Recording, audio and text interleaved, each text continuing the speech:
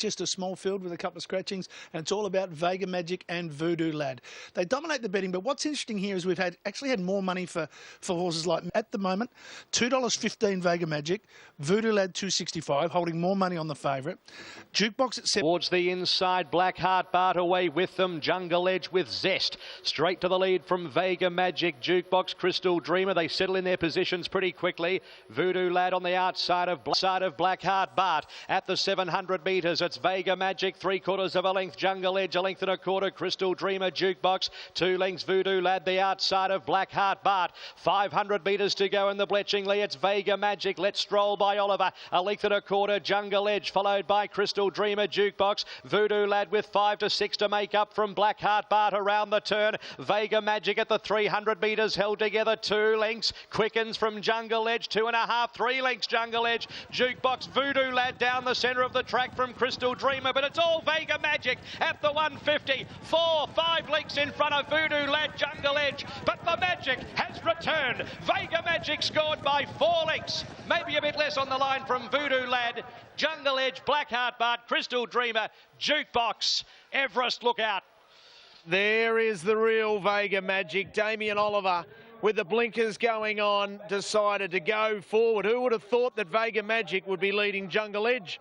Well, he led and then he was able to finally settle, and then with an electrifying turn of foot, Vega Magic says, pick me for a slot in the Everest. Sensational performance there by Vega Magic. Damien Oliver. 2 runs back this campaign. That side on shot, you see Damien Oliver on. Vega Magic was hardly super serious either. A class above them. Great to see him back. He's a big horse, isn't he, Vega Magic? He's got a big loping stride and he was dominant there. But running first, it's $1.50, although it was as low as $1.35, so that's something to take note of. Sunlight's at $2.50, and there's certainly plenty of support for Sunlight. Outside of that, the others might as well not be turning up. Have a look at that, $51 the field, and it really is just a match race. So it's just a question, Adam, whether you want to take the $1.50 or the $2.50. Interesting to see whether there's some movement. Yeah, to be racing. Oh, Sunlight clearly won the start. Nature Strip began only fairly, and Sunlight pounced on the lead from Nature Strip. Bris Vegas third, then Lady Somar, Thompson's Reward, Splashette and Fancy Rumble. Well, I thought Nature Strip would have led and Sunlight second, but it's the other way around. Sunlight for Jamie Carr from Nature Strip in second spot. Bris Vegas third. Lady Somar on the outside of Thompson's Reward. Then Fancy Rumble and Splashette whip them in. Now they start to really lock horns. On the turn, 500 metres left to travel. Damien Lane pouring the pressure on here with Nature Strip to the 2-year-old filly Sunlight. They turn together, 3 in front of Thompson's Reward. Nature Strip though, he bounded clear here from Sunlight. Then Thompson's Reward, Fancy Rumble, but Nature Strip, what's going to run second? I'm not sure if it'll be Sunlight, it'll be Daylight. Nature Strip clearing away here, and Nature Strip, oh so impressive. 3 out of 3 for Darren Weir, and he bolts in. Sunlight did run second, third Fancy Rumble, fourth Thompson's Reward. Next was Splashette from Lady Somar, then Bris Vegas, and goodness me, I think the phone might be ringing. James, I know we just saw Vega Magic win impressively in Caulfield, but that horse has got the Everest written all over it from a performance like that. You could tell at the top of the straight there was so much to go. Damien Lane only let a little bit go as well, and we saw the gears. This is a serious animal now. Wowee, didn't he just put a quality 2-year-old to the sword? 7 kilos weight difference. Went past her at the top of the straight like she was nailed to the fence, and we know he's got big raps on him. We know he's done some amazing things, run some amazing times, but that was super, super impressive. Yeah, we'll see what we thought we'd see that too. Said that is the big exceptional performance from Nature Strip, who's unbeaten since joining the Darren Weir team, Gator, and this was a terrific display of speed, which we know he has in abundance. It was billed as a match race. In the end, it was a walk in the park. Yeah, no, it wasn't really a race in the end, was it? I mean, he was just simply too fast. I mean, Sunlight, you know, he's not a hack, but she's yet to reach the sort of figures this guy can produce. I mean, you go back a couple of weeks and he gave the Flemington track record a skier on soft ground. This was a genuine soft 5 right in the mid-range, but the experts tell me out there. So he was able to absorb that and take over. He runs his splits under a stranglehold. He's still got a bit to learn. He's still a bit raw. You see his head up there and he's still looking around. He's still a bit keen. if they can just harness that energy a bit better, I'm scared where he can get to. At this 1,000 to 1,100 metre distance, I'm not quite sure if there's many horses that can go with him in the country, because he's just so fast and so powerful. Going to 1,200 at the elite level is going to be the interesting box that he's going to have to tick if he does head towards an Everest. So to Vega Magic, whether they head there, but this was brilliant to watch. Yeah, I agree with you. Look, I'd back him against anything in the country at up to 1,100. The 1,200 metre box, as you touched on, still needs to be ticked, and we've touched on that in the past. OK, he led at Flemington and held on. He'd had enough late, but there was that fierce headwind, so it probably asked more questions than it answered. Well, Darren Weir was at their proven Group 1 performance at this stage. The other horses have still got to get in there, but Vega Magic getting closer and closer now after that. Feature of the day, this is the Moston Copper Missile Stakes Weight for Rage Group 2. A couple of $100,000 up for grabs. A serious field here. Mounting Ad brought to you by Harvey Norman. Need advice? That's a huge campaign last time, Hainsey, and that kicked off with a win in the Eskimo Prince, first up at 1,200, which is the distance he's kicking off at today. Go with they're off and racing. Kementari's only jumped fairly. Emperata got it off to a good start together with Showtime, and there's the Monstar burning through, and the Monstar's going to lead after 100 metres with Music Magnate going to second. Then Pirata, She Will Reign improving from Egyptian Symbol. The Monstar leads at the 800 metres from Music Magnate. Then She Will Reign on the inside of Pirata, and Takedown goes to 5th off the track. Further back to Kementari, wedged away on the fence in front of Egyptian Symbol. Then Showtime from Boss Lane, and Lanciato is the last one. The Monstar leads around the corner from Music Magnate. She Will Reign being pushed along, Pirata being cuddled. Kementari needs some room. Takedown's holding its spot. 300 out, the Monstar's got a good kick with Pirata giving chase, going to second in front of Music Magnate. Kementari's out now. He's starting to power home. Pirata goes after the Monstar. 2 lengths away to Kementari. It's Pirata in front. Kementari a half away. Pirata in front. Kementari drives, misses, and Pirata has been able to flip the result on Kementari today. Pirata from Kementari. Both have gone great. The Monstar kicking on for third in front of Lanciato. Then Showtime, Music Magnate, She Will Reign, Boss Lane, Takedown, and Egyptian Symbol. Oh, Pirata scores in the Missile Stakes. Pirata, James McDonald, Greg Hickman. Do you think the connections are just a little happy here? Oh, wow. Holds off the fast-finishing Kementari, the big fella. He dived late, just comes up short, was held up in the straight. We'll talk about that more. The Monstar brave in third, but it's Pirata's Missile. Yeah, look, that's the way we wanted the finish to be. Pirata and Kementari. And look, Kementari probably got held up a touch, which may have cost it the race. To that type of race? Yeah, look, he's whether he's fast, like he's put it together today, but still got a lot to go and a lot of water to go in the. Harvey Norman, spoiled dad this Father's Day with gift ideas galore. Is brought to you by Harvey Norman, spoiled dad this Father's Day with gift ideas galore. They're 3-year-old careers, and it can sometimes be laced with a bit of danger. 100% right. Some of these fillies. And they're off and racing and ready to profit. Got it off to a great start in the centre. Merrill was quickly into stride, and Adamina goes to third. Then came Secret Lady, followed by Fiesta on the fence. Then came Laburnum. From a hood out back, Barbie, and 2 out the back, 2 for 2. Redlings covering them at the 600 metres, ready to profit. Just out of Maiden Company leads the way from Merrill with Adamina 3 deep in third. Fiesta's creeping closer on the fence on the inside of Secret Lady. Laburnum with cover around the turn. A hood trying to get off her heels. Then out back, Barbie, and for 2 sees them all. Up the rise of the 350.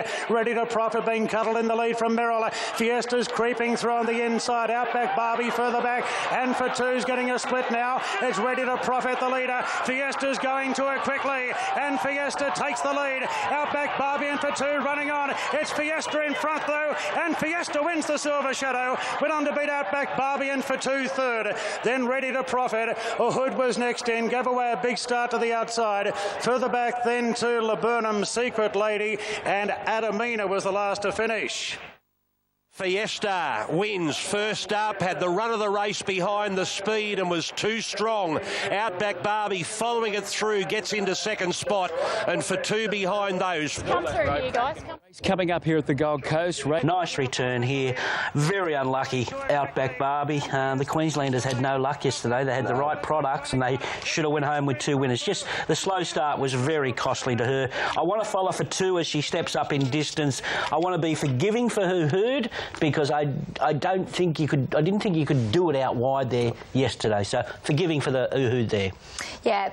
The second of the black type, and the up-and-coming stakes for the 3-year-olds at Group 3. Encryption, a spinner, tracks and nibble with a run back from a break, $7 into $6. Denawi's a drifter, James Innes, the new rider, $4.80 out to $6. And Encryption, the one that Brass likes at odds, $9 into $8.50. Now sitting. Well, we're only 35 minutes away from the sing now, and Master Ash got it off to a great starter. Military Zone was fast into stride, and so's Denawi moving up on the outside. And now he's going to take the early lead. Smutterlism railing through into fourth. Then Erector in the last two, Spinner and Altair. They've got 600 metres to run. And now in front with Military Zone getting closer in second. Followed by Smutterlism locked away on the inside of Master Rash. Then Encryption from Irakanji further back to the end zone. Momentum Factor. Spin and Altair's last of all. 400 metres to run. And Denawi travelling strongly in the lead from Military Zone. Smutterlism's locked up. Then Master Rash. Irakanji getting to the outside and further back to Encryption. It's Denawi in front under siege. Master Ash moves up on the outside. Irakanji's closing off. Smutterlism hasn't got much room, but Master Ash got to the front, 70 out. Master Ash pulling away from Denawi, and Master Ash won it by 3/4. Denawi in second, Smutterlism third, followed by Irakanji. Further back to Momentum Factor. Military Zone got his chance, then came Spinner. From the Enzo, Encryption and Altair was the last in the up-and-coming stakes. The Frankles that we've seen in Australia. Here's the up-and-coming Master Ash, who won that maiden at Canterbury and looked pretty good. He's put a Group 3 on the board now. Yeah, he's a sharp little horse, isn't he? He's he got all the breaks. He trialled brilliantly after his last run, so he was beautifully ridden by Timmy Clark. Put him in the 1-1. Denawi's not far off a win. The form around him's good. Smutterlism never really got balanced, the Victorian, so I want to be forgiving there. Encryption, no luck. Reading and they set up and they might have a good one here. Is this a two-horse race, Brass? I thought it probably was, yeah. The two favourites looked the goods. Lura Main. Get out. You got 240, 270, the two picks. Siege Quebec favourite over Lura Main. Takedown. Gates open now, and they're off and racing. And no doubt, Condor Heroes have jumped well. Siege Quebec and Radiant Choice right there. Takedown will park just behind her. Followed by Boss Lane. Lura Main is improving along the rails. He's trying to get leaders back. He might even achieve that. Then Three Choice and Siege Quebec caught three wide, and Lura Main rails through into fourth. Inside Boss Lane, then Takedown, no doubt drifts back from Super Tycoon as they race to the turn. 3 sheets is second last. It's Condor Heroes held together. Siege Quebec is rolling forward on the outside. Radiant Choice is yielding ground, and Lura Main has got a very tempting run on the fence to take. Siege Quebec, he goes full bore at the 300 metres. Lura Main is cruising up on the inside. Now McDonald pops the question to the toppy. It's Siege Quebec being challenged by Lura Main. Lura Main with a 61 on his back takes the lead and pulls away from Siege Quebec. A class above. Lura Main eased down, won it by a length and a half. Siege Quebec second, many lengths away to Boss Lane third. Then Takedown from Condor Heroes, 3 sheets no doubt. Super Tycoon and Radiant Choice. Well, James McDonald was just giggling to himself. He landed leaders back. They came around the home turn and the seas parted. And he ran finished up there. 3 deep, no cover, the second horse. Where are those slot holders? They were looking for him. They thought they'd be hovering around the winner's stall. Where remain? Yeah, look, this was his race. He'd been a competitor at the top level. I don't think he raced outside of Group 1 level the whole last preparation. Admittedly, he was over 500 days without a win, but this was his race, even with the weight. Perfectly ridden by McDonald, where the horse they put the money on, Siege Quebec, he had no favours, really. He was 3 deep, no cover in front there. And looking at that winning margin, they probably should have went across the line as one, I would have thought there.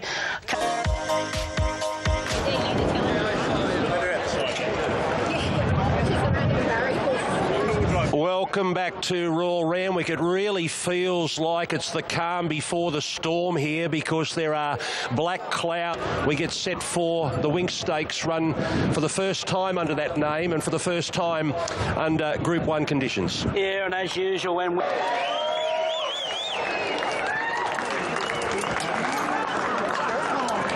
as usual, Duff's sporting those earmuffs pre-race. 18 Group 1 wins, 25 straight. She sits alongside for the moment with Black Caviar. She's going straight out down through the tunnel right now. She's going to be the first horse to lead them out. 2 Warwick Stakes looking for 3. She's only $1,580 shy of $19 million. Nothing more to be said, Duff. Nothing more to be said. She's to go, and it's very 4 Winx, so $1.12 out to $1.24. Kementari sits there on the second line of betting as a $6 chance. D'Argento, the only other runner under $41, D'Argento, and he's at $19, and he's in only slightly throughout the day there. Unforgotten from Lindell. Forward. Oh, and the Winx Stakes, and they're off and racing. Well, she's only jumped out fairly. Winx is going to settle in the second half of the field, and Cabeza de Vaca jump well with Religify, and Oriental Runner is speeding forward, taking the lead. Then Classic Uniform, Invictus Prince, Kementari's one off the fence, D'Argento course 3 deep. Now Winx is in a trailing position. She's 2 behind Kementari early stages. Further back to Unforgotten, Ace High, and the stale Libran is last. Oriental Runner, the long odds leader of the field, with Cabeza de Vaca a neck away in second. Then Religify and Classic Uniform. D'Argento goes to 5th on the outside of Invictus Prince. Then Kementari and Winx, they're racing together. Nothing between the pair, with Winx on the outside of Kementari taking closer order. Then Unforgotten, Ace High, and Libran is last. They're going quick up front. Oriental Runner and Cabeza de Vaca in the very windy conditions. From Religify, Classic Uniform, D'Argento, and here they come, getting to the outside, Winx and Kementari, and Kementari's trying to stick with her, although she dropped him now. Cabeza de Vaca takes the lead, 200 metres to run, but here she comes, Winx right down the outside, powering away from them, Invictus Prince, D'Argento and Kementari, but how soft for Winx.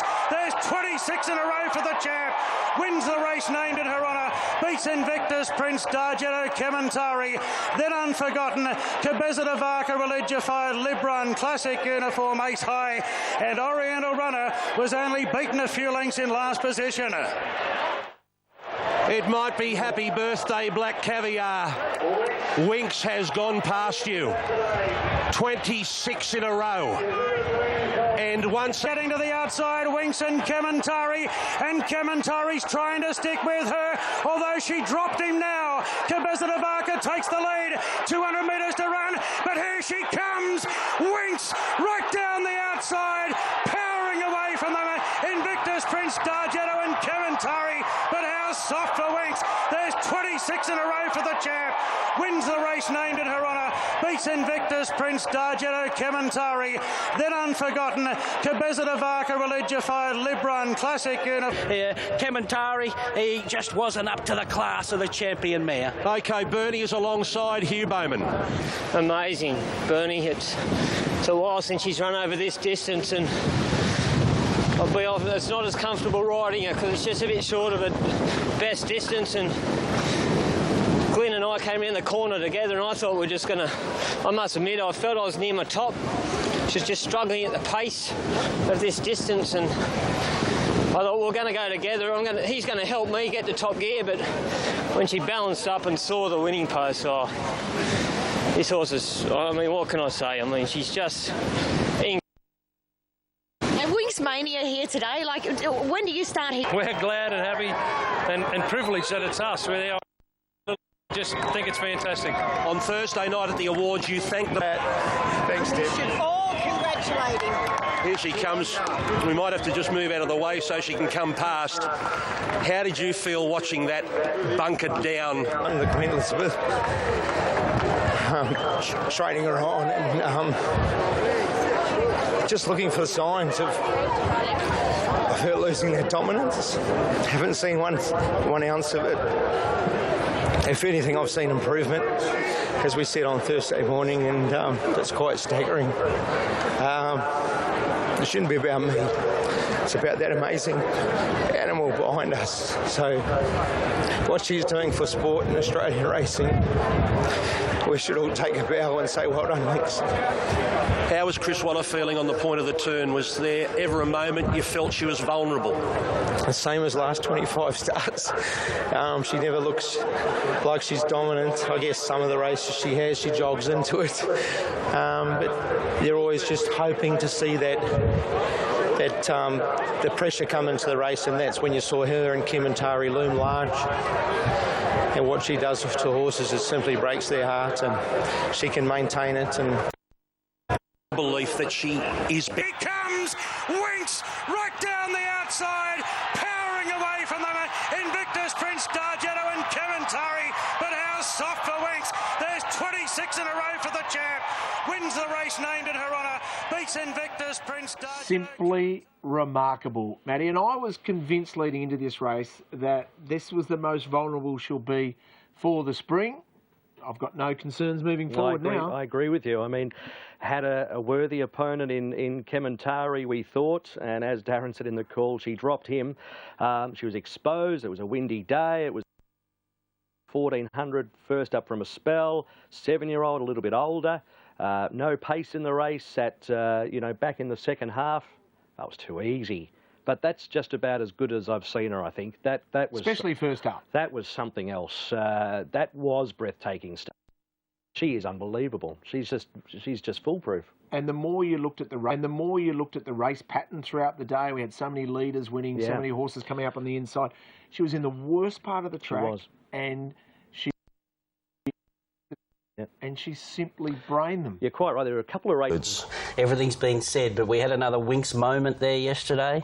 It looked pretty soft in the finish, but, oh, geez, there were some worrying moments. I don't know whether we're over-dramatising the situation, but for a fleeting moment again there, but she always pulls through the other side, doesn't she? The black clouds. She is, and content, and so focused. I mean, go back 12 months ago. I was wondering at the 600 how much she was enjoying it. But so you had a moment as well there? When Glyn sort of looked for a bit of room on Kementari, we bumped each other at about the 650 metre mark, and Winx didn't enjoy that, so I moved out to give Glyn some room, at which point we both went to make our run together. And we both sort of hit a bit of a, we felt at the time, we both hit a bit of a slow patch, and then once she balanced up, she just put them away. I still had about 4 lengths to make up on the leading pack, but the sectional times would suggest we were going really quick at that stage, so it's a bit deceiving, but Glyn is in trouble for probably 50 metres. Yeah. Well, talk us through this. In Hugh Bowman's... Both of us, you can see we're just for about 50 metres, but just here she balances up and once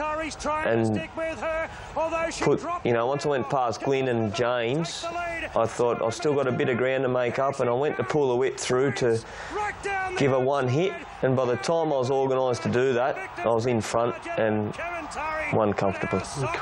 Incredible. And when you pick up the sectionals of the day, and the track was a couple of lengths off its best as far as times were concerned, and the 600 final of that race was quicker than anything all day, including a pretty sharp 1,000-metre race. It's just the speed that she can sustain a 600-metre run just like that. Well, Chris, what was going through your mind? Look, I know it's all about Winx and it's her party, but your other two runners in that race, D'Argento and Unforgotten, were really good in their own right. Yeah, they certainly were. Unforgotten, she finished off very strongly through the line, as we say. I'm looking forward to her running next start over a mile, which will probably be the Chelmsford. And D'Argento, he's a star. From the home turn on, it's just wonderful to watch. Like I said yesterday at lunch, it might sound silly, but I get more enjoyment watching great horses like her than I did with my own great mare in Black Caviar, because I've got no pressure. So I can sit back and enjoy and really take in that wonderful mare, and what a wonderful mare she is. And I know it's silly to say, and Chris Waller said it during the week, it's scary to think she looks like she's come back better than bloody ever. So bring on that 4th Ladbrokes Cox plate. You know, it's going to be a hell of a day. I've witnessed the last 3, and I'm really looking forward to being there for her attempt on a 4th one. Can you understand that, Chris, that Peter Moody's actually getting more enjoyment out of Winx than he did Black Caviar?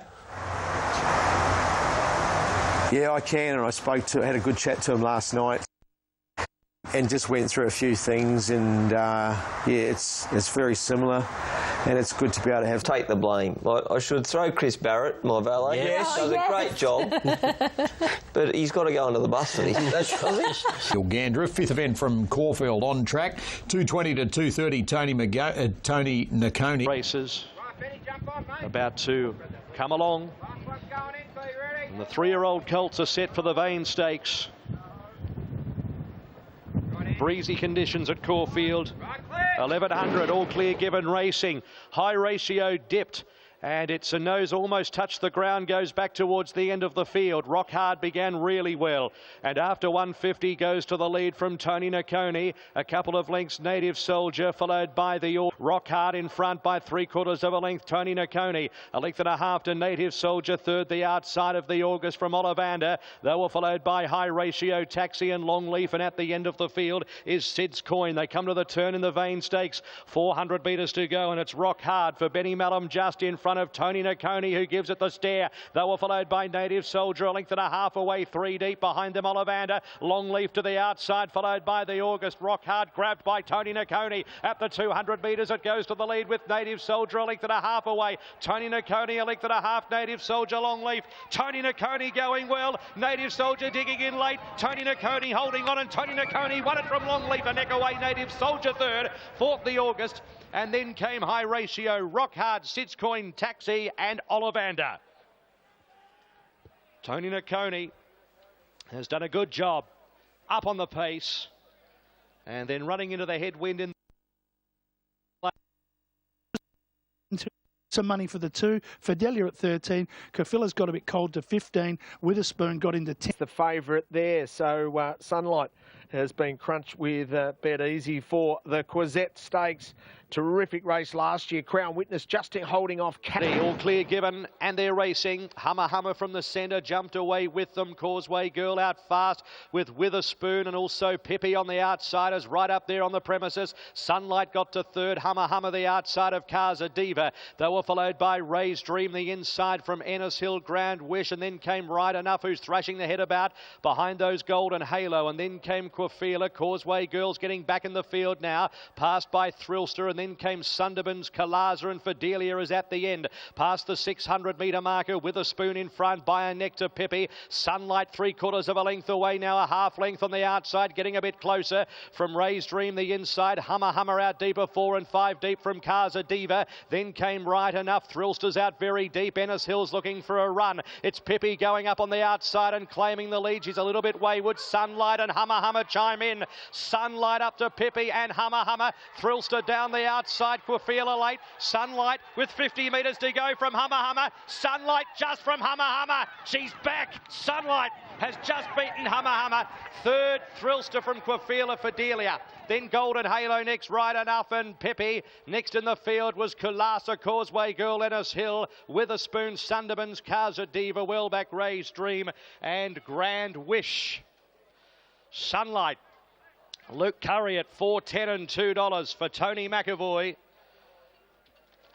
Well, she's chased the very smart Nature Strip in Adelaide when not fully worked up to 100%, but she was there right on the speed today. Sent forward by... Pippi on the outside of Witherspoon, who came from that Multaja race at Moonee Valley. Sunlight, who chased the star in Nature Strip, and Hummer, who we knew was up and about and ran some good splits its last 2 runs chasing Sunlight. What about the run of Golden Halo? Red Sleeves and Red Cap for Weir running through into 5th place. Yeah, for Delia wasn't it? Yeah, it was a good run for Delia. It was pretty good out wide too, coming from back in the field. Sunlight was brave on speed. I think that there was probably some pressure in that race. You know, I noticed I had a quick look at the sort of late sections. They were feeling the pinch a bit there, so I think there was more pressure in that race. Hummer. I'll tell you what is looking PB Lawrence Stakes. Already, we've had Winks and Usain Bolt even hit the country today. Everything's happening. What about this horse, Grunt, into $3.80, just to $4 now, but it's clearly the best back runner. And Showtime. We had $11 Showtime when we looked at Get On Thursday. Now it's at $7. They've backed the ones down the bottom. They've backed the 4-year-olds. 50. Kingswell Dream's been a shortener in the last half an hour on track. It's into $7.50 and with a Cup winner in Boom Time. He returned. Tough to beat. Blackheart Bart, we know how good he is. He maps well. Dan Liberty. The point I was making more about the Japanese sort of races. A lot of the group races over shorter distance. In Showtime. And the current Caulfield Cup favourite, Kingswell Dream, and actually got in as low as $6.50 at one stage. Just back out to $9 now. But there's certainly been a push for 11 behind the 13 and the 14. They're the best. 100. Starter has them. Blocked away. Gates are back in their race. Followed by Blackheart Bart, Holy Snow. They get away from Kingswell Dream, looking to run on into the straight in the Lawrence. It's Jungle Edge with Miss Gunpowder and Showtime getting closer. Hartnell back to the inside, followed by Grunt, Holy Snow and Blackheart Bart. Jungle Edge with Showtime the outside. Hartnell back to the inner at the 150. Showtime in front. Hartnell driving at it. Showtime just in front. It's Showtime today. Showtime and Nick Hartnell. Third, Kingswell Dream, a cracker or Widgie Turf. Then Grunt and Holy Snow from Jungle Edge, who gave great resistance. Humidor behind them, Blackheart Bart, Mighty Boss, and then Big Duke, Miss Gunpowder, Harlem Boom Time, Red Cardinal. And at the end of the field, pulling up towards the back of the field there was Dan on Liberty. Showtime wins the entire son of Schnitzel. Too good over 1,400 metres, given a gun ride by Dwayne Dunn for Team Hawks. Hartnell up on the inside, and the Caulfield Cup favourites price will tumble even further because Kingswell Dream, Hutch, was so impressive late. Bring on the spring. Absolutely, yeah. Gee, it was a good go for the Miners, wasn't it? But great training performance as well. The Team Hawks with the winner Showtime had the benefit of a run, so there'll be a lot of runners coming out of this race that Connections will be walking away with Richo feeling very happy about themselves. But today, in the here and now, just nice little run in Sydney the other day, and then come down here just to turn him on, and hopefully we see a lot more of him this prep. I suppose it takes a while to sectionals, but just when we have a look at it in as far as where the horses finish, well, we had Jungle Edge going forward with Showtime. Hartnell, this was a great ride from Craig Williams from that wide gate to get where he did. Especially because he just dwelt for just a moment there, but Craig didn't panic. He still got in there forward. He was positive out of the gates, but first and second were pretty handy in the run, weren't they? And we saw that Jungle Edge didn't finish too far off them, but Kingswell Dream is off midfield. Number 11 there, just like I said, just off midfield with about 5 horses behind him. Mighty Boss is one. Has done it at both ends. I thought Hartnell was going to be the winner at the 250, but the horse to watch out for left of screen in the dark green. Grunt was very good, had a lovely run in the race, every opportunity, and just will come on nicely, as Mick Price mentioned. Behind that one, Holy Snow in the year-long colours in the green and white kept on well. What did you make of Grunt? I thought it was good running. Just to me looked like a horse that wants a bit of ground now. That's right, and that was the big concern coming in today. And I was keen that Showtime and Widgie Turf would run really well and play them both each way, because I think today was the day you had an opportunity with that little edge in speed over 1,400 metres on Grunt. Grunt's the horse 1,600 metres and above you want to go forward out of that 3, for example. Showtime had his win today. Can he win a Group 1 Memsey? Well, the fact that it's 1,400 metres gives him a chance, certainly. I mean, Hartnell will be there. Grunt. But for the staying types, Kingswell's Dream was the run. I mean, just a huge run. 1,400, first up. We know he's going to get a run in the race. He can set him for. He's in. So, gee, it was that was a cracking effort. Yeah, we'll get to Darren. We've had, I think, an overreaction because 550 is far too short, surely. This is what happens when this is where you get the chops and changes. But I tell you what, he's going to be right in the market on the day on that run, because he could come out Kingswell Dream and win impressively next time, and he's not going to get much bigger. So I don't see him changing too much from that sort of quote come the day. There'll be others at. Now we get to the features of the day and a very important Concord Stakes coming up. Group 3 over 1,000 metres. Our mounting out is brought to you by Harvey Norman. Reigning Everest champion. Karen McAvoy on board. Peter and Paul Snowden train. This is Red Zell. Well, obviously 112 days since that Doomben 10,000, his last run. He's had a couple of trials. The blinkers went on in his latest trial and he looked as good as ever. One of the best sprinters in the land, and obviously he'll be hard to beat. Waterhouse and Adrian Bott. Yeah, hello. I think we've got a contest here. She looks amazing to my eye. She's conserving energy. She's beautiful skin on her. Up here at Randwick in a minute 45 from now at Group 3 grade. And Red Zell, the favourite on track, getting out from $1.70 to $2.10. An Invincible Star skims in to beat it. $2.50 to $2.60 early, into $2.45. I think one of the 5 horses that racing today in both Sydney and Melbourne are going to right now. The Everest Carnival is about to begin because Red Zell, the reigning... So did Red Zell and Invincible Stars right there with Memes. Boss Lane takes hold, followed by Kaepernick, the music magnate. Further back to 3 Sheets and Imajets. Last of all, the mare Invincible Star takes the lead, trying to be contained up front by a neck on Red Zell. Followed then by Music Magnate, Memes, Kaepernick, the Rouse, the Monster drifting back now. Followed by Boss Lane, 3 Sheets and Imajet, the last one. The leading candidates for the Everest turn the corner. It's Invincible Star, a half to 3/4 on Red Zell, under a vice-like grip. Kaepernick handy, followed by Music Magnate at the 300. It's time to cut the ribbons. Red Zell in front. Invincible Star hasn't been called upon as yet. Kaepernick's coming off heels of Music Magnate. Red Zell moves up now. Fends off Invincible Star with Kaepernick late, but the champion sprinter Red Zell's back. Goes back to back in the Concord. Red Zell by a length. Kaepernick second, just in front of Invincible Star. Then Boss Lane, Music Magnate, the Monster, 3 Sheets, a good gap to Memes and Imajet last in. Oh, it's Everest Day all over again for these owners down here. Red Zell, the reigning champ of the Tab Everest, wins the Concord. Duff makes a statement, beats Invincible Star, who could only manage 3rd. We're on our way to the Everest. Yeah, when he got up outside of travelling like that, there was no betting. He was just in his rhythm, and when he gets in his rhythm, he's untouchable. And I think a few punters thought... Here's Philly and his mare, and I was still cruising, so I just sort of bided my time, and but he always had the race there.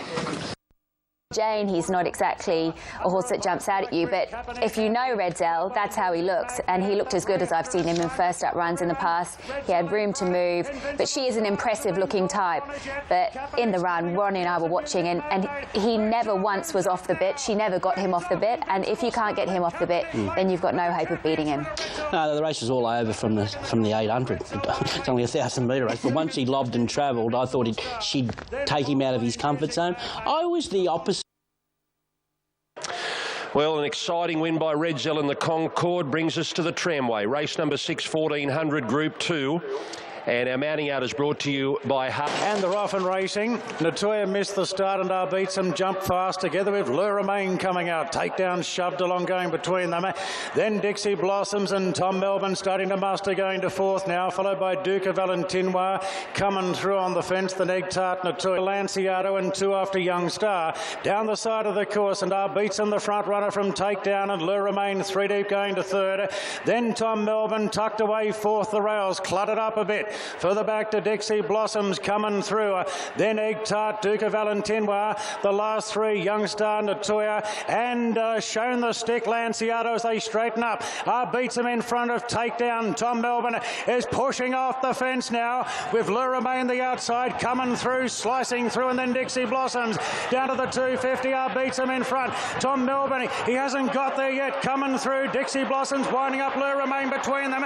It's coming through. Dixie Blossoms the outside. Tom starting to left, coming through in front, coming through, wins the Tramway, coming through from either Tom Melbourne or Dixie Blossoms, followed by Beatsom Egg Tart, then Young Star, Natoya, Le Romain dropped out a bit, then Lanciato from Takedown and Duke of Valentinois. What a comeback from Coming Through. Last start, Doomben Cup winner at Group 1 level, has come back well in a tramway.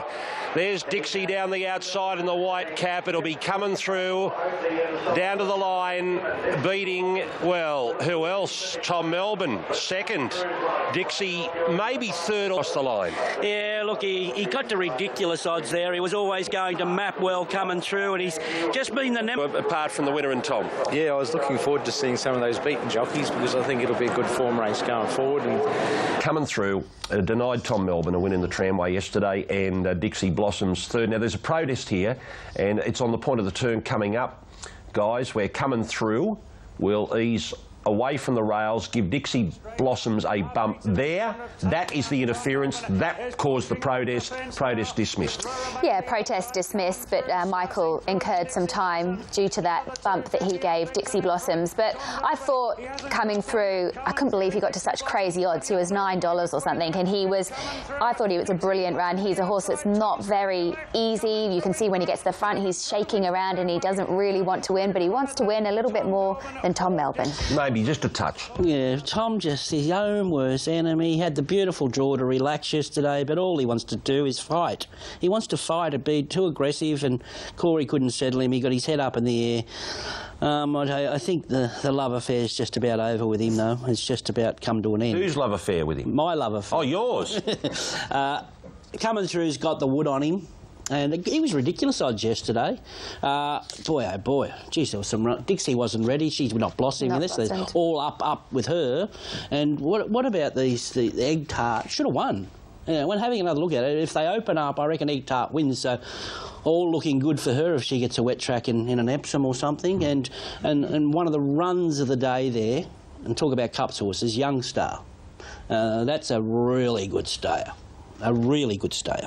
Let's go and hear from Chris Waller. Old system, isn't it, that they tend to go well first up off a bleed? It's occasionally mentioned, isn't it, Moto? Sometimes they do come straight back into form, and she's always demonstrated a degree of class, this filly.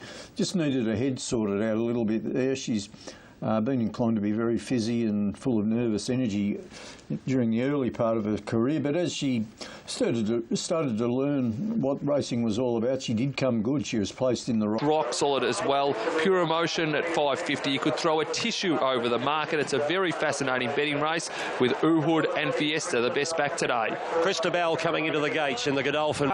The fillies are about to run. Stand by for a break in the Darley Furious. What a betting race it's been. Gates open now. They're off and racing. And Hood only jumped fairly unguarded, gets back. And the first two into stride, Let Me Sleep on it, and Merrill in their dominant leaders with Miss Fabulous right up into third. Hood on the improve going to fourth from Pure Elation. Christabel's deeper out. Further back to Pretty in Pink, then Fundamentalist from unguarded Sweet Ava. Fiesta's second last. Outback Barbie sees them all. 7.50 out. Merrill in front by 3/4 to Let Me Sleep on it. The Boom filly, Miss Fabulous, is travelling strongly in third. A length and a half further back to Pure Elation on the inside of a Hood, one out the fence. Further back then to unguarded Pretty in Pink, Christabel 3 out. Then came Fiesta, all boxed up from Sweet Ava Fundamentalist, and Outback Barbie is the last one. Merrill swings in front of the 400. It's Merrill in front from Let Me Sleep on a Pure Elation getting close to Hills. Miss Fabulous gets going. A Hood working into the clear, and then Pretty in Pink down to the 200, and Merrill is the leader. Up the inside, Pure Elation, Miss Fabulous one pace. Here comes Fiesta getting the run. Pure Elation in front of Fiesta. Pure Elation running out on Fiesta, then Pretty in Pink and Pure Elation. First run back, and Pure Elation wins it in, from a photo for second. Fiesta and Pretty in Pink. Then came a Hood from Merrill, and Miss Fabulous went one pace at a crucial stage. Kicked on again at the end. Further back to Outback Barbie from unguarded. Let Me Sleep on it. Christabel, Sweet Ava and Fundamentalist.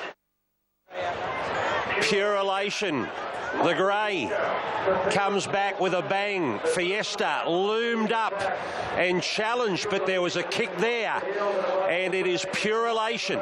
Big day for those colours, Coming Through. It was Waller and Walker. This time it's the Snowdens and Walker. And this... To ride behind, 50 and 100 to 1 chances there. But he rode to the pattern of the day, and I thought, well, they're coming to get you.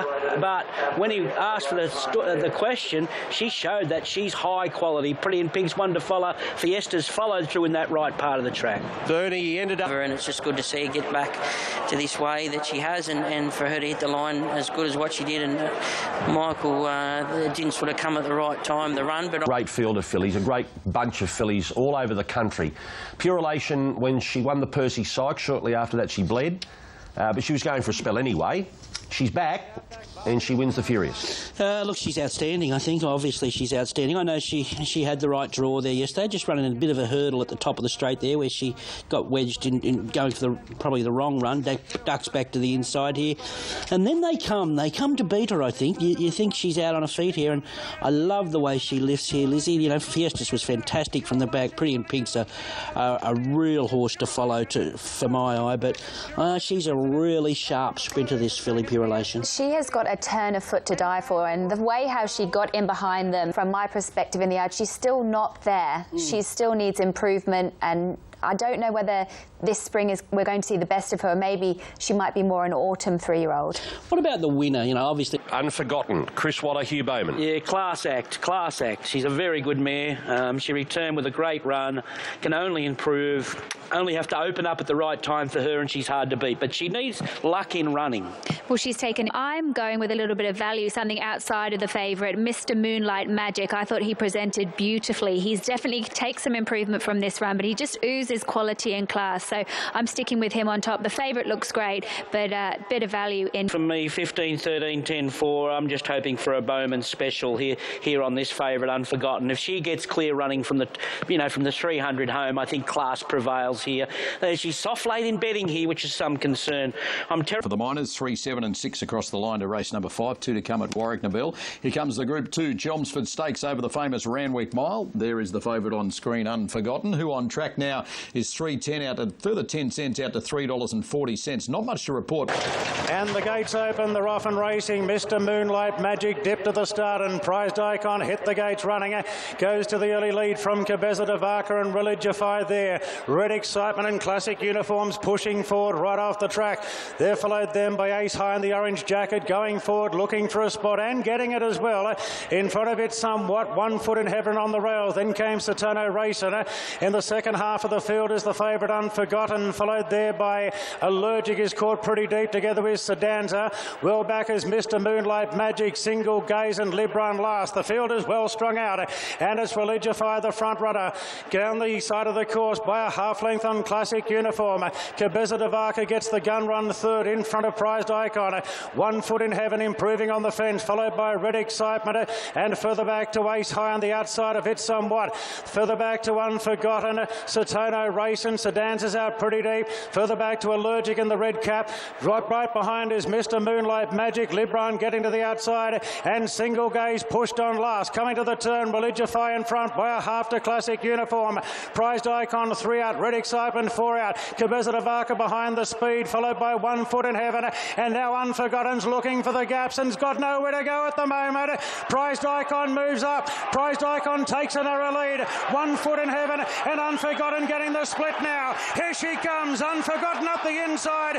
Wide out Sedanza and Libran flashing home, but Unforgotten's drawn clear, and Unforgotten goes on to win the Chelmsford. Bob of the heads for the Miners. Ace High, Sedanza and Libran the outside. Then Prized Icon, it's somewhat 1 foot in heaven, followed by Religify, Allergic, Classic Uniform. Then Satano Racing, Red Excitement, Mr. Moonlight Magic, Makybe Diva and Single Gaze was last. Gee, Chris Waller has got this mare Unforgotten. It's just crazy to think he's got one better, sitting at home in a box. How good is she? Unforgotten. We're going to find out, because the sky's the limit, Duff. Wow. We prayed for a Bowman special. We got one. We dead set got one there. You held your breath there at the top of the straight. She was always looking the winner in. Well, I had the horse to take me places I wouldn't go on many. But she's pretty smart, and she put the writing on the wall when she won the ATC Oaks here in the autumn, and Yeah, oh, who knows? The world's her oyster. I wouldn't imagine she'll be beating Winks anytime soon, but there's plenty of nice races for her. Indeed, and what about how big and strong she is now? Oh, she is, and she just looks magnificent. And it's lovely to be back on her. Obviously, she raced against Winks 2 weeks ago, and it was a real eye-catcher, finishing off late over a distance that was too short. But I'm sure Chris will have plenty of options to choose from for this 4-year-old man. When reality sets in, where she fits in against the others, and where she so many options in the.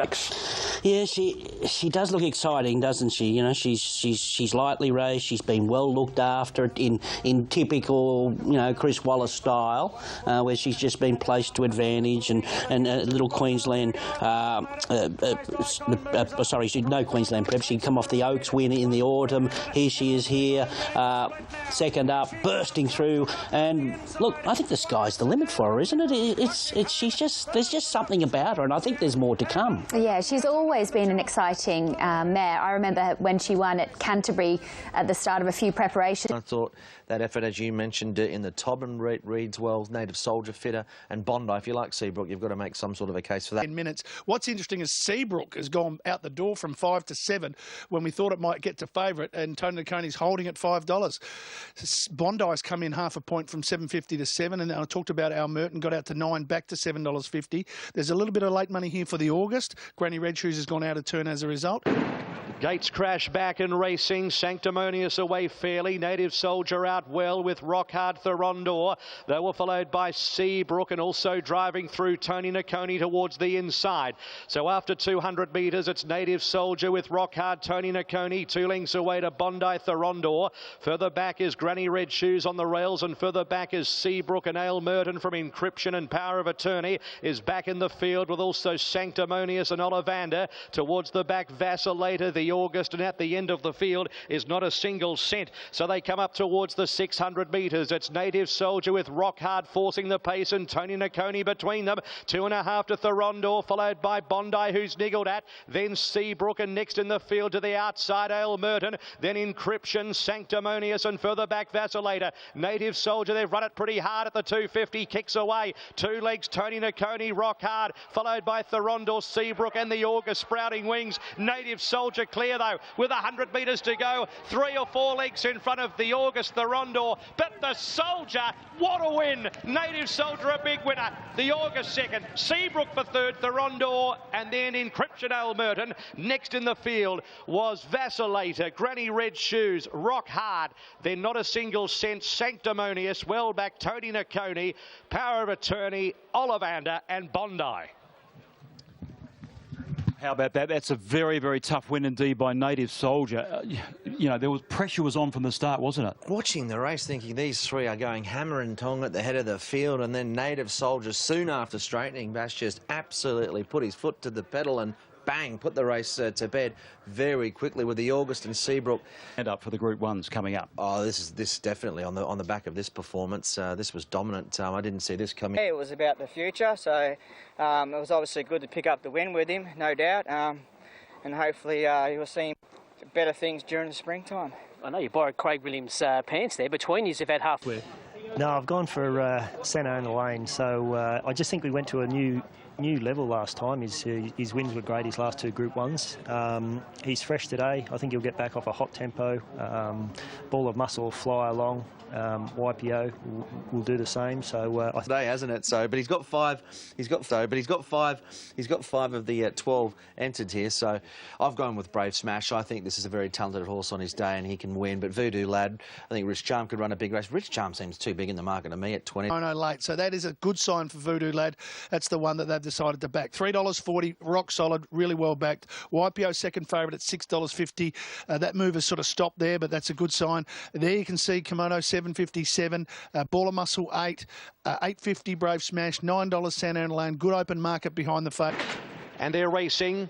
Dothraki began cleanly, Ball of Muscle towards the outside, runs the gate with Heart of a Lion, Dothraki, and driving through YPO on the inside. Further back is Brave Smash, first among equals, and Cliff's Edge from Kimono, Rich Charm. Santa Ana Lane, Voodoo Lad on the fence, and Furyk is at the tail. 700 metres to go, and it's Ball of Muscle in front. By a length and 3/4, YPO and Heart of a Lion. 2 lengths to Brave Smash. They were followed by Dothraki, and first among equals at the 500 metres. Kimono sits on the outside of Cliff's Edge, followed by Rich Charm, Voodoo Lad. Well back is Santa Ana Lane, still about 10 off the lead around the turn, and at the end is Furyk. Ball of Muscle at the 400 metres with YPO the outside, then Heart of a Lion to the outside, first among equals, 5 and 6 wide. Brave Smash back to the inside, it's Ball of Muscle at the 200. Brave Smash the inside, first among equals, running on, then Heart of a Lion. It's Ball of Muscle from Brave Smash, first among equals, then a wall. It is still Ball of Muscle, and Ball of Muscle won it from Brave Smash or Voodoo Lad, and then rocketing Rich Charm, Santa Ana Lane, followed by Heart of a Lion. Next, Kimono, Voodoo Lad behind those, and they were followed further back in the field by YPO, Cliff's Edge, Furyk, and at the tail of the field was Dothraki. Ball of Muscle. Ball of Muscle wins. Glenn Schofield has been too good, has just kept rolling for Joey Pride. Takes it out. Ball of Muscle. He's been competitive in races like the Lightning and the Galaxy. He is a quality sprinter, 8 years of age. He doesn't know that. Has won it well. Now, Brave Smash gets the second. Voodoo, or does he? Voodoo Lad in the middle and Brave Smash. They've hit it together. Let's have a look, Feats. Voodoo Lad, Brad Rawiller, Darren Weir. 2 Brave Smash, Mark Zara, Darren Weir, and Rich Charm. He was really gifted the race when YPO handed up. And, you know, we're talking 1,100 metre sprint races, and if you get a rest, and with the cruising speed this horse has got, and he just rested for, 150, 200 metres there. It was always going to be near impossible for these backmarkers who had an impossible task in that race. Some of those runs were great. Voodoo Lad, he had too much to do. He was on the best horse, wasn't you? Ride him like a best horse. He just gave an impossible start. I'm glad I didn't back it, I'll be honest. I'm actually very glad you didn't back it. But as soon as you saw Ball of Muscle control the race, you knew it was all over. He has a great turn of foot when he's left alone in front. And when you say fast, I don't know, but sometimes you've got to trust your eye. They weren't going hard in that race, so Brave Smash was good. Well, Santa Ana Lane had 60 kilos. He was fantastic late. So, tick, tick. Everest, tick, tick, tick. I'd say all those. More really. Yeah, exactly right. It's a proper Group 1 race, and as I say, I think the top weight. He's got the best form, so I'll go with him. All right, happy clapper there from Stephen Arnold ahead of the members. 6 of the 11 runners are Group 1 winners, including Vega Magic, the favourite. Clint, defending champion, 2-time Group 1 winner. And on the weight of his last start win in the Bletchingly, he's come back better than ever. Incredible performance. Yeah, it was almost a career best. I think it was. Rated very high that race. He really annihilated Voodoo Lad, who came out since that and was a winner. Machine, this horse. Look, he's going to have some nice races in him. He's pretty solid in the market around that 6, and he's had the benefit of a couple of runs. So look, he lost no admirers, I don't feel, but he did. To me, left the impression he's come back at this stage of his career looking for a bit more ground, I think, now. So he sticks to the 1400. This will bring him along. A huge chance of winning today. Outside of that, Happy Clapper and Kementari, they're the 2 dangers. Kingswell Dream will be running on to get late, but no, I think the Lindsay Park. Second spot, but it's still all about Vega Magic. $2.40, rock solid. Best back runner of the day today at Caulfield. Be the best result for punters. As I said, 6 and 650, the 2 outside it. And then just, again, we're around the 13 mark for Kingswell Dream, Grunt, Showtime, just turning them out a point here and there. And then $26, Blackheart Bart and Humidor has come onto the first page into the top 8 at $26. But it's all about one horse. Set to run, 1400. Ready, and they're racing. Pretty good line too. Jungle Edge out quickly. Dollar for Dollars forging forward as well. Vega Magic got to 3rd out wider from Showtime and Grunt. Further back, Blackheart Bart. A length and a half away to Happy Clapper and Kementari. Humidor the inside, followed by Oregon's Day, and at the end, Kingswell Dream. To the first turn, 1,000 to go. Jungle Edge, 3/4 of a length, Dollar for Dollar. Showtime is 3rd, the inside, followed by Vega Magic, who's trying to slot across.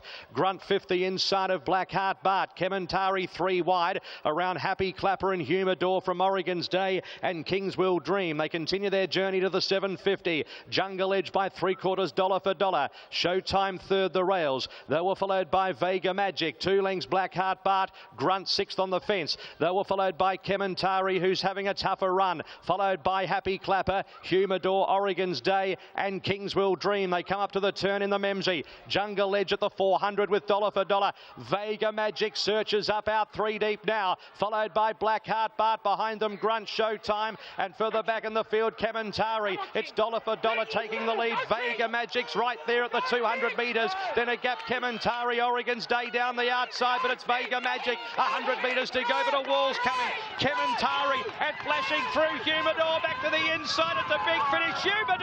Humidor's got up to win it from Kementari, King's Will Dream, Vega Magic, Oregon's Day. Then Blackheart Bart. Next to finish Happy Clapper, Jungle Edge, Grunt, dollar for dollar, and at the end of the field, Showtime. Well, how about that? Kementari challenged Humidor, but Humidor got up on the inside, Lane and Weir, and he knocks off the first Group 1 of the season. Unbelievable. They're having a big day at the office. It just got even bigger, didn't it? It's a fantastic ride from Damien Lade. What a finish. That final 100 metres, didn't know where to look.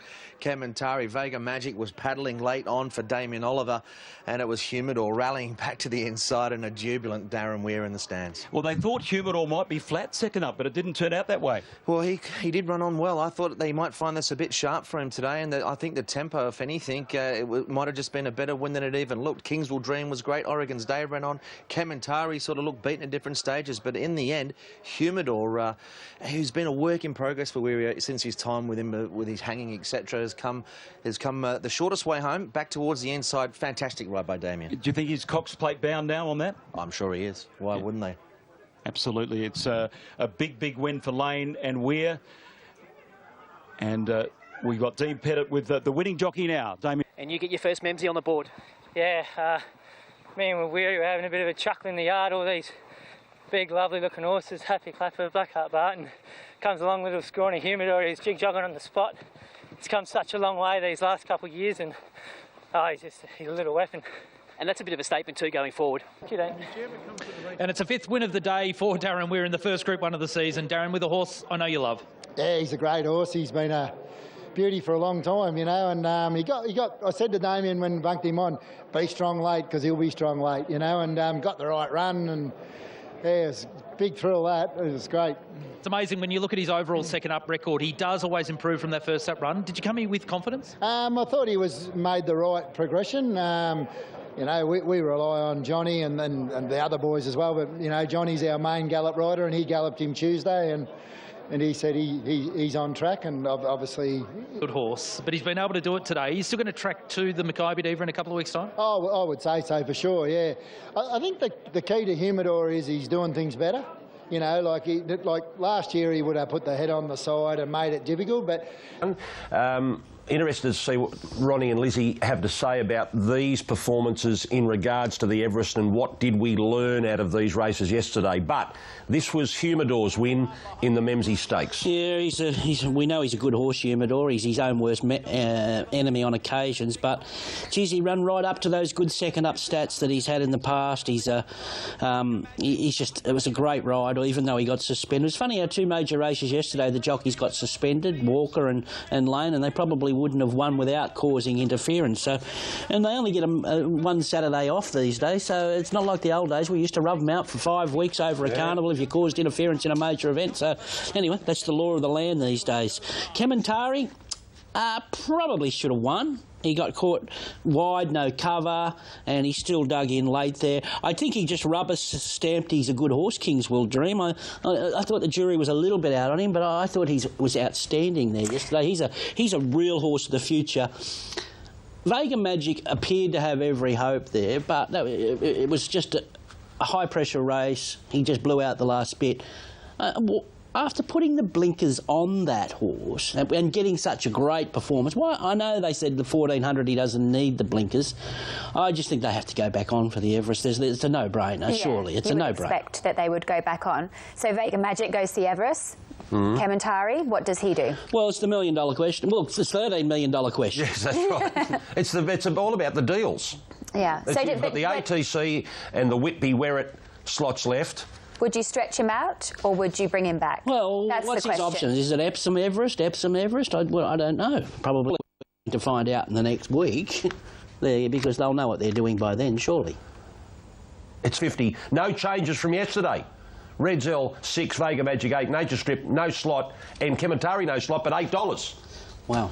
Let's take a break. Caulfield Cup market, but are we listening to Chris and Huey there? We're not really sure where she is going to go. She is in this situation. Chris Waller and Hugh Bowman. He's been phenomenal, really, this preparation. He has. Look, he's really come into himself. He's strung together a good few wins there, and he's definitely full of confidence. You've got a nice draw. You've been a winner over 1,400 already. Where do you want to lob in the run? I think he'll be... You now, the Autumn Sun. Yeah, still 230, Greg. He's got out 210 to 220. He's just got out a turn on the NOP and the on-course. For a jump on the stand, Fox. Racing now. Dealmaker immediately gets back and Master Rash jump well together with Missy and Danawi will settle in third. Not being pushed to go forward. Looks like it might take cover on the outside of Diodoro. And then came Tarka on the rails as they zip clear from the rest of the field. Toulouse's next. The Autumn Sun pushing through on the fence. 2 off to Urikanji. And Dealmaker's going to settle a clear last. So it's Missy, the maiden of the field. In front by a length and a half to Danawi, who punches the breeze. Master Rash takes cover in third. Then Diodoro a length off to Tarka, followed by Toulouse. Then the favourite, the Autumn Sun, third last. A half the outside to Irikanji and 2 after Dealmaker. In the fast, this is being pushed along. Still third last, the Autumn Sun on the inside of Irikanji and Dealmaker whips them in. They've got inside the 600. Mezzi 3/4 in front to Danawi. Then Master Ash being felt for on the inside of Diodoro. Back in the field, the Autumn Sun's off the fence looking for gaps into the straight. Mezzi spins in front by 2 on Danawi under the pump. Dealmaker's getting up the inside. The Autumn Sun's in a traffic jam. It can't get out. Mizzy in front by a length on Danawi. Dealmaker's closing in hard. Tarka moving up the outside. Mizzy in front. Dealmaker gets the split. Tarka the outside. Dealmaker and Tarka. They'll fight it out. Dealmaker the inside of Tarka. Stride for stride. They go to the post. And it's a photo. Nothing in this. Tarka the outside of Dealmaker. The Autumn Sun finally saw daylight. Stormed home into third. My goodness. Bad luck there. Then came Mizzy. Danawi, Irikanji, Master Ash, Diodoro and Toulouse. It's a photo. Dear, oh dear. Who's won this, Tarka or Dealmaker? What's the low shot? Tarka grabbing it. That says could be a dead heat. I'm looking now at the photo finish. It's the outside. Tarka. And goodness me, the Autumn Sun. He's lucky to stay on his feet there, Duff. Yeah, on more than one occasion, that's the one that got away. But 2 very, very promising stayers, 1 and 2 across the line there. We'll return to Rosehill and we'll have a catch up with David Payne very soon. Race 5. Look at the Autumn Sun. This is the unluckiest run of the day here. The Autumn Sun, who was just a slightly drifting favourite in the end, beaten by Tarka and Dealmaker. Yeah, look, there was just no run there. I think they were looking for a protest, but there was never a run there. He was just going well, and he just had to try and force a run. But the horses in front of him, they both sort of come back at his face together there. So we can safely say that he should have won. This was a great ride. He really competitive. It was a fine line between a great ride and flaunting with the rules by McDonald. He's just so competitive and, put his, spring in jeopardy. If he would have knocked that down, he would have been out for a couple of big meetings and lose a lot of good rides. But he just sort of fine line there. He shut the gate on a 2s on, an even money favourite, mind you. And look, he's a horse that keeps jumping the bar, this little fella. He's looking a real staying prospect, as is Dealmaker, who I thought was going to win when he burst through there. So he showed a little bit of desire, that Tucker. Yeah, he did. Race coming up here. This is the 6th, the Run to the Rose, 1200 Group 2, and a important lead up to the Group 1 Golden Rose coming up here in a couple of weeks. This mounting guard brought to you by... Now we're right. Racing. Performer only jumped fairly off the inside, and Sandbar first out with Nuclear Blitz mustering. Jonker's going forward, so Smart Alyssum and Performer will park right on the back of the speed as Sandbar drifts back in a wide position. Grasswell back in the field. Midfielders Lean Mean Machine from Zusane. Graff has caught 3 wide going to the first turn from Legend of Condor, and Longleaf is the last one, but Jonker outspeeds them on settling by a length and a half to Sandbar, whipping up into second. Then came Smart Alyssum on the inside of Pequiri. 2 further back to Performer. Nuclear Blitz and the favourite Graff will have to sit 3 wide the trip. Further back to Zusane from Lean Mean Machine. Legend of Condor and Longleaf. 450 out. Jonker in front. Sandbar being felt for in second. Then Pequiri from Smart Alyssum. Graff to the outside. Then came Lean Mean Machine at a barging match looking to get into the clear. Jonker's got a good lead at the 250 from Sandbar, and Graff is starting to knuckle down to his work. Jonker a length and a half clear. Graff's been 3 wide the trip, but the colt is digging in. Jonker in front from Graff. Lean Mean Machine coming with a big run late. Lean Mean Machine bursting through the centre.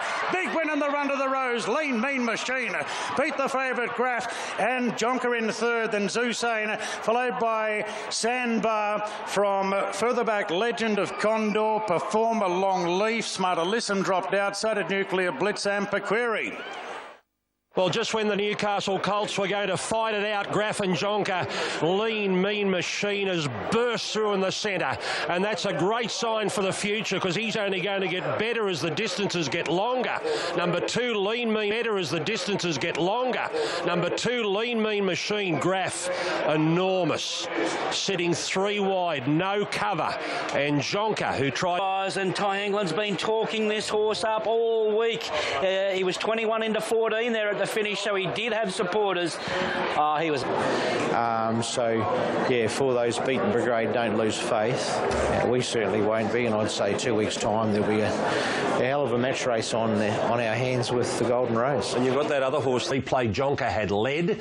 Graff had never been on the track, and Lean Mean Machine minding its own business, in on the fence, buried away. Yeah, he just gets held up here, Lean Mean Machine. So his effort was great to balance himself back up, because when you get a little, little check at that vital stage in the straight and to have to pick yourself up on tracks like these, it's hard. So he rode the inside tyre, was a brave ride, it was a good ride in the finish, and he's always promised plenty, this horse. He did fail on the JJ on a wet track, so all these wet tracks are different. Graff, I thought, was terrific, one of the runs of the day. It was... I'm not blaming Collett. I just think it was one of those races where he was never mapping any good whatsoever. If he could have it over again, he may have necked him at the start and just rode the inside, but he may have found trouble as well. So... good run. He lost no admirers. He's very hard to beat come Golden Rose Day, but there is opposition. The blinkers did the trick for Jonker. He travelled better in front. And but where do we go from there with that form, heavy track form? Do we trust it completely and say there's the form, we've laid it down? Or I'm sure some of these other horses could improve. I think you look at a horse. Yep. You put a horse like Performer, who Hugh Bayman stated didn't handle the track. You forgive him. Came out and won the Golden Rose as a 40-to-1 chance. The previous 3 years, the winners of the Run to the Rose went on to win the Golden Rose. So you had Hallowed Crown, Exosphere and Astern. Exosphere and Astern just had that brilliance, and they were almost untouched. Favourite, resuming today, number 1, Trapeze Artist, 61 on his back, Ty England and Gerald Ryan. Yeah, and he looks a beautifully prepared horse here as well. He's a brute of an animal. He's had 140 days off. That's the question marks. Resuming at 1300, heavy track, but sure to run well. Pink's form is strong. Only has to come back a little in distance here, but the wet does help him. Would you believe? Number 4 of 8 to close the early quaddie there at Kilmore. The Theo Marks at Rose Hill is next. Race number 5, a minute 45 from now. Still good support for Siege of Quebec and also for Shillelagh, which is now $17. Now, racing. Trapeze Artist jumped well, so did Home of the Brave pushing on, and D'Argento's right up on the speed with Siege of Quebec. So Home of the Braves go to lead from Siege of Quebec, D'Argento third, followed by Kingsguard, Trapeze Artist the running line. Further back to Shillelagh and Foxplay will settle last, 1,000 metres to run. It's an easy lead for Home of the Brave by 2.5 on Siege of Quebec. They're getting along. 2 further back to D'Argento in advance of Kingsguard. Then came the triple Group 1 winner, Trapeze Artist. Artist on the outside of Shillelagh, and Fox Player's the last one. Home of the Brave, making it a staying test in the lead by 3.5 lengths now to Siege Quebec being held together. Then Dargetto travelling well further back. King's Guard, Trapeze Artist with cover from Shillelagh, and Fox Plays last, but Schofield really letting Home of the Brave have his head around the turn. 4 lengths clear. Siege Quebec being headed now by Dargetto the outside, then King's Guard and Trapeze Artist. Home of the Brave at the 300, 2 clear. Dargetto in hot pursuit now. Home of the Brave a length clear from Dargetto and a length off to Trapeze Artist. He's got a kick. Home of the Brave, he's still in front by a length and a half to Dargetto and Trapeze Artist, and Home of the Brave, the UK import, wins second up, and a dominant win at that. Home of the Brave from Dargetto and Trapeze Artist third. Shillelagh closed off well. Then King's Guard, Fox Play and Siege Quebec couldn't handle that at the end. He finished last. He's a bold front runner. Home of the Brave. He led them up in the Ori Star down the straight at Flemington. He comes back to Sydney. He leads them up in the Theo Marks. And really, Duffy didn't give anything else a look in. Dargetto second, Trapeze Artist third. Wow, that's a big win. He seemed to be overdoing it and wanting to pull and over race and do a few things wrong there, Home of the Brave. But he found a second win there at the 200 and he's raced away. The best sprinter in the... His name. Yeah, look, he's all about go, this fella. The majority of the race, I just try to keep him. Here's the number 13 from within is the hot favourite here, Toby Edmonds and Jeff Lloyd. The Brave, an import. We've seen him once in Australia, and that's where he led them up down the straight in the Ori Star at Flemington. Second run, back to Sydney, leads, and just keeps running. Yeah, funny horse. He's a funny shape and size, and he's got a funny head carriage there. It looked like he was overdoing it. I'm not so sure he was. He's just his action, but you got to like the way when you get a strong horse like Dargetto coming up trying to eyeball you, and you get a second wind. I don't know if it's a slot-worthy performance or not, but it's pretty hard to knock him. He just beat the rule in Everest favourite. Why not? Yeah. Give him a slot. Give him a slot. Well, you'd like to see him run 2 weeks before or something like that and just have one more glimpse at him. Yeah. And I'd suggest the last slot holder might have the opportunity to do that. Dargetto was a funny run in the... I don't think Bowman rode him to win the race. He missed the start, and I think when he gave him a dig saying, well, I've got to be in this race early, he's usually a horse that just flops and nothing worries him, but he really over-raced and ran a little bit on fear there, or freshness, and I think that just took away from his finishing sprint there, and I think he was terrific, the Trapeze Artist. I do too, yeah. He was terrific. Yeah, he was very good. I mean, going back to... Just holding its price nicely at $5. Nature Strip did get as low as $1.40. It's just out to $1.45. As our percentages have come down at Bet Easy, it still is really well backed. I mean, from a percentage of the market, the total market, it's got about 87% of our total market. Just turned it out to $1.50 there and locked it up. Little sprint at Weight for Age, Group 2. Nature Strip needs a slot. There are 2 left for the Everest. It's an $8 chance there. Well, one of his favourite. They're sets. Signal Racing. Nature Strip jumped away well with Shoals towards the outside, and showing speed as well is Sunday Escape. After 100, Nature Strip is going to zip up on the inside though and lead Sunday Escape. 2 further back is Hootson, followed by Quillista out wider from Shoals.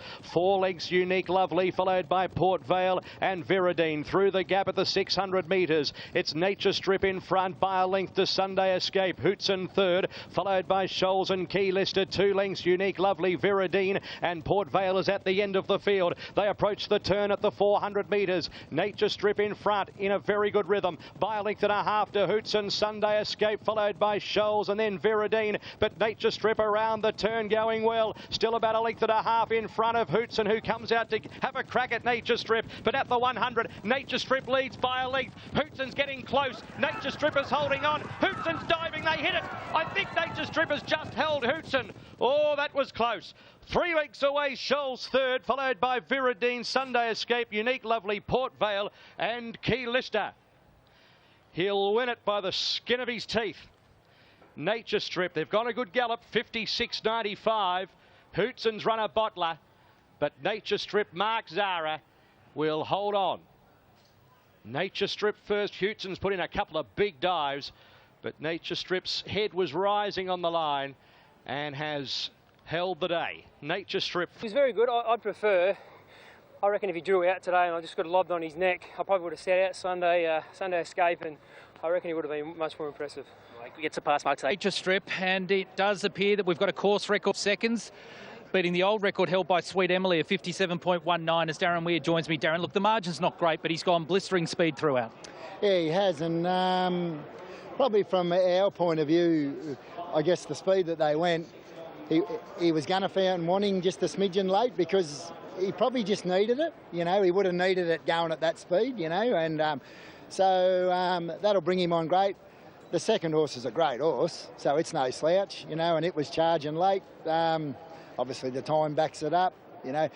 There'll be people querying the 1200, but with that under his belt and another good solid run in the Moya, you know, I think we'll be right. So you're convinced 1200 metres? He made use of that draw. He's run a course record.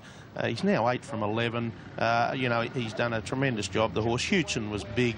You know, she raced her heart out and closed very strong late. I thought Scholes was tremendous. I thought Timmy Clark was just a little bit itchy on her. And there will be, you know, Hewson's had probably a few chances at the better level, but Scholes, I think, is a genuine top-line filly. She's now a 3-time Group 1 winner, and he put them away again today. So, outside draw, Zara suggested if he was allowed to drop on his neck and let him cruise through that early stages, he would have been more impressive. So, is he an Everest horse? Question mark. Yeah, I mean, the interesting part you brought up, it sort of evens itself out, doesn't it? Because it was good on the clock, he's created the record, but the margin, and let's be honest, stride or two past the post and Hewson beats him today. So there's that to weigh up, and is probably... The interesting point and the talking point will be, has Nature Strip done enough to create interest in the 2 slot holders left to fill their Everest position? Look, on this performance, some people are just shaking their head. No, it won't be happening. He can't run 1,200 metres. Look at his, you know, Hewson's 2 to his 1 the last 50 metres. In his defence, I don't think the barrier was kind to him because he had to really drive to kick up underneath some fast horses there. And he keeps running time. Like, he broke a course record there. A track record. A track record at the Valley. Pretty hard to do, you know, in September. It's not easy to do. No. So you got to give him some credit. If I was saying he's going to get a slot, I'd be marking him $1.50 to get a slot, maybe even shorter. Because what other stakes? Yeah. What about Scholes though?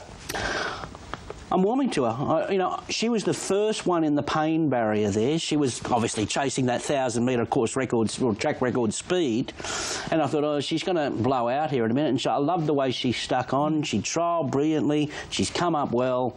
And when you go back looking at the record of what she did last season, was amazing. So, are going now. Redzel will go to the shorts next week. And I believe we're going to see, I think we might see 5 of them. I think, in fact, I've just got a message from Jamie Lovett. Brave Smash going to the shorts. Bowman is going to ride. OK, so that's confirmed. The shorts will be Redzel, Santa Ana Lane, English, Invincible Star, Brave Smash. That's next Saturday at Randwick. We'll see some movement in that market. Won't we what? That's for sure. In Her Time's going to resume in the Premier. Vega Magic goes straight to the Everest. Scholes maybe goes to the Moy, we're not sure. Trapeze Artist Miss Box.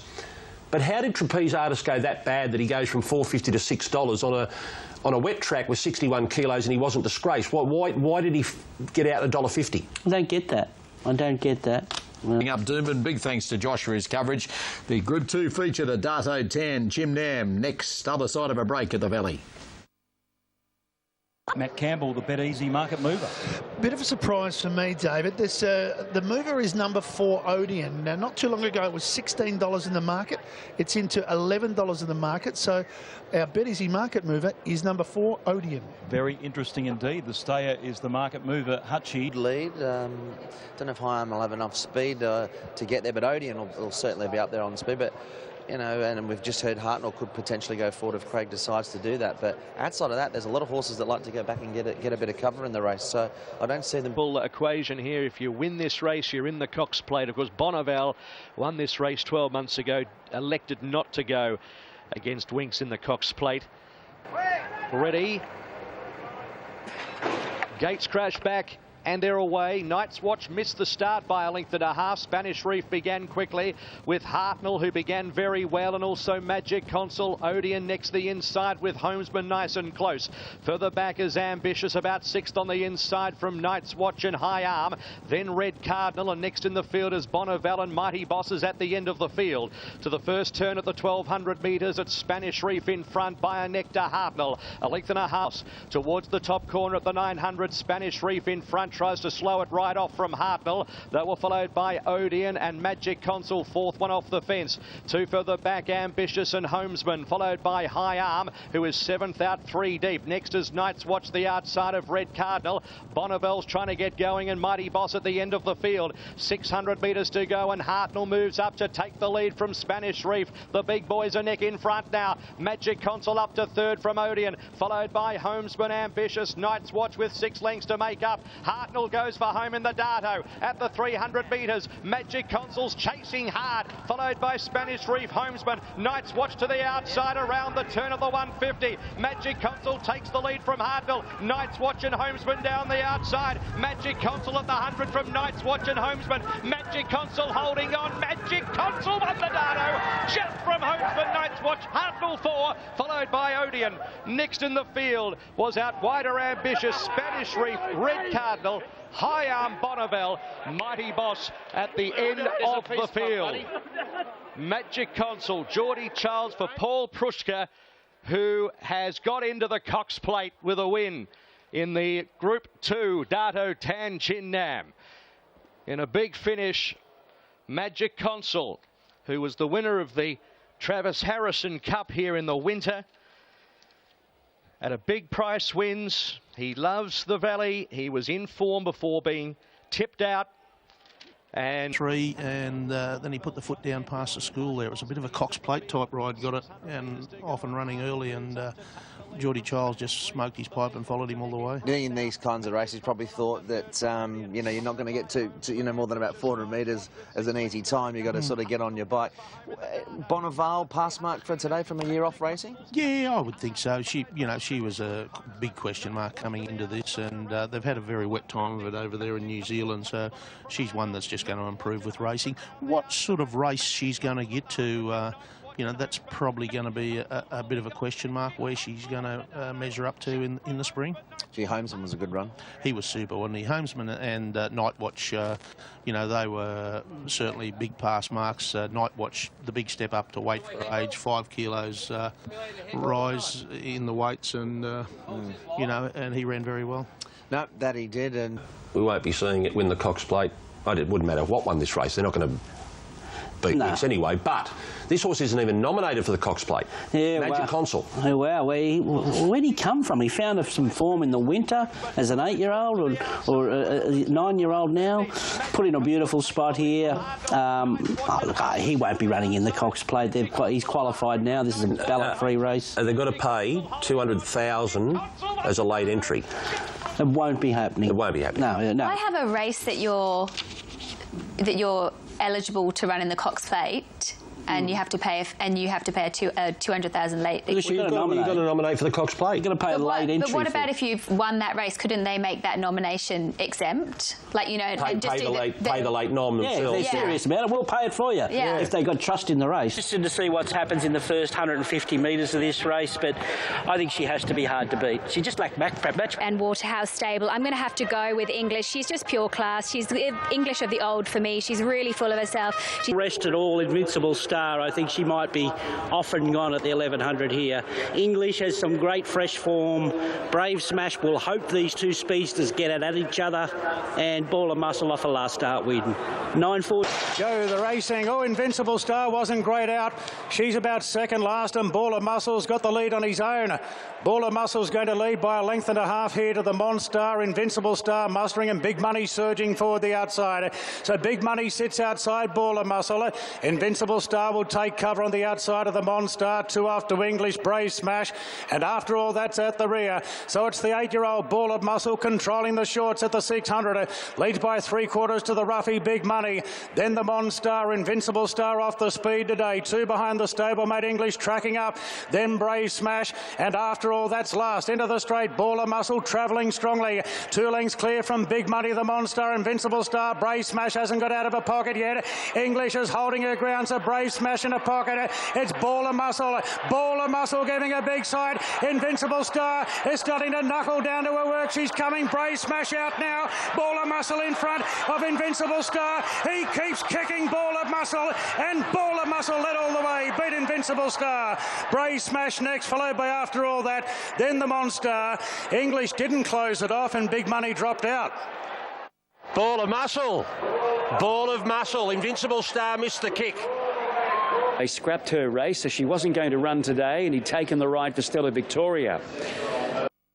Have we learned anything more about this Everest? We're saying we'll learn something today, we'll learn something today, and we're not learning anything. It's still, the answers, I don't know what the answer is, because Invincible Star obviously misses the start here, and it was anticipated she may even lead, so you'd have to say a forgive run, and she still, you know, she made it interesting late.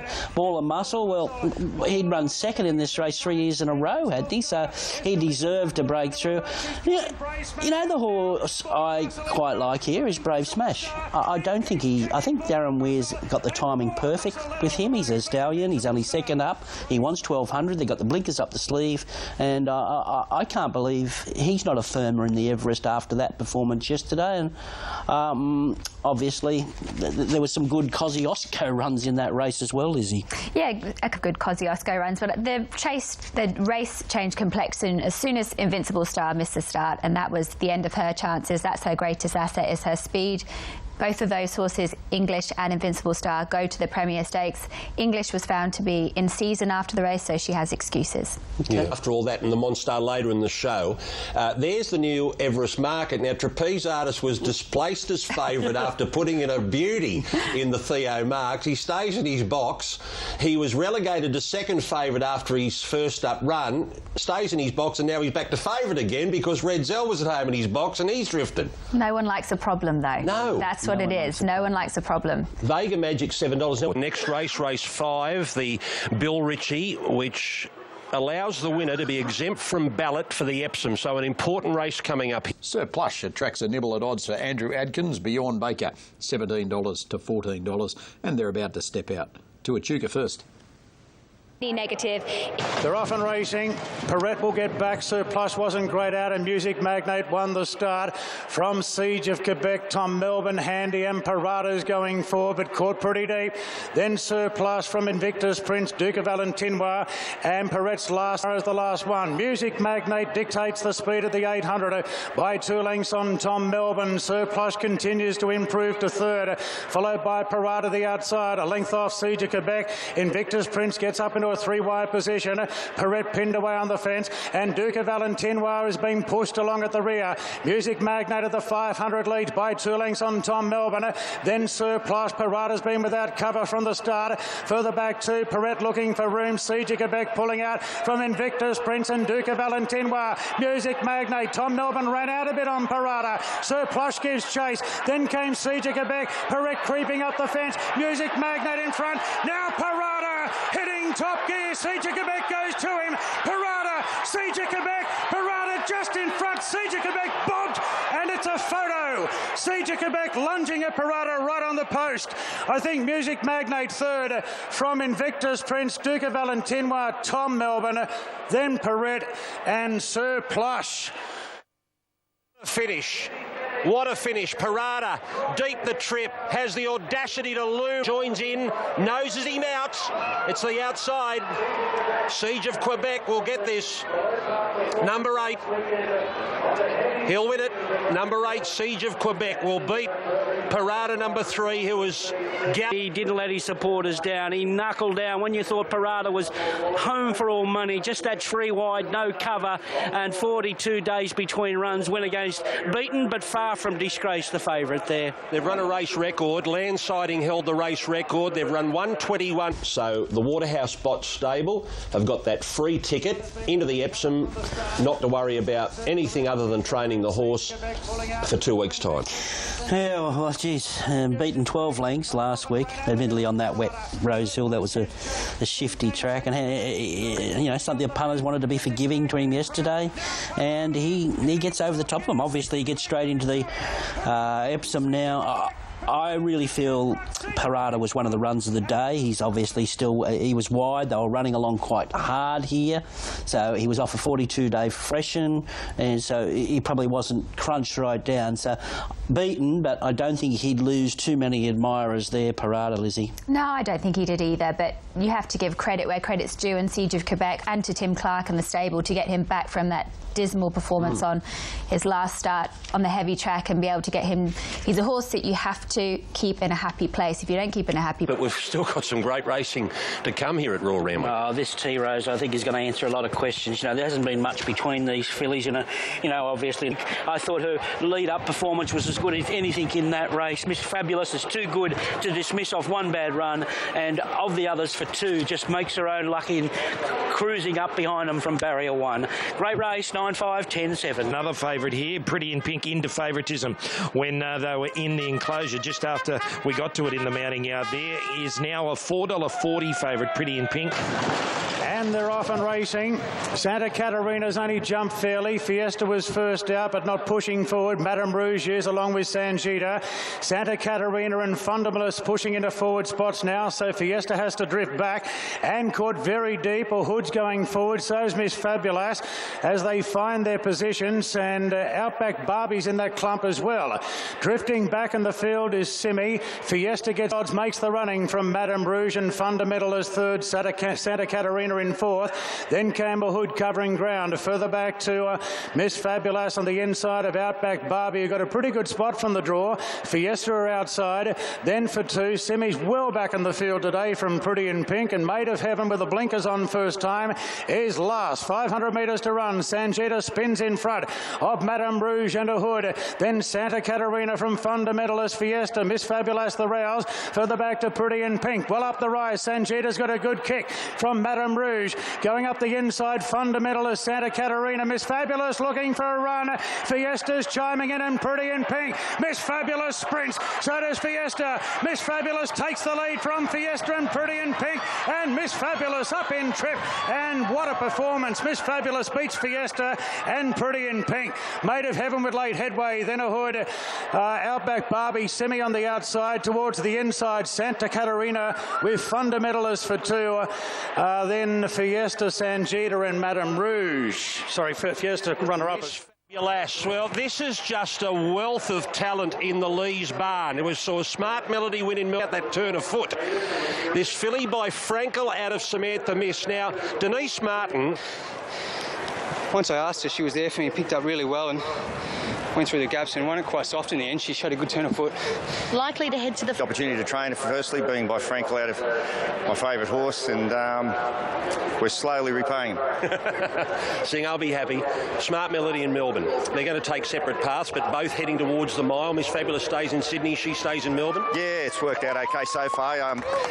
Smart Melody was very good today. She's got to now get to 1,400 metres and see if she can run that trip out. Well, she's pretty good, isn't she? The jury was out on her when apparently they said they rode her too close last time, and everyone was left a little bit bewildered by her performance. But look at the sprint that she shows here, bursting through the inside here. It was a slowly run race, a great turn of speed.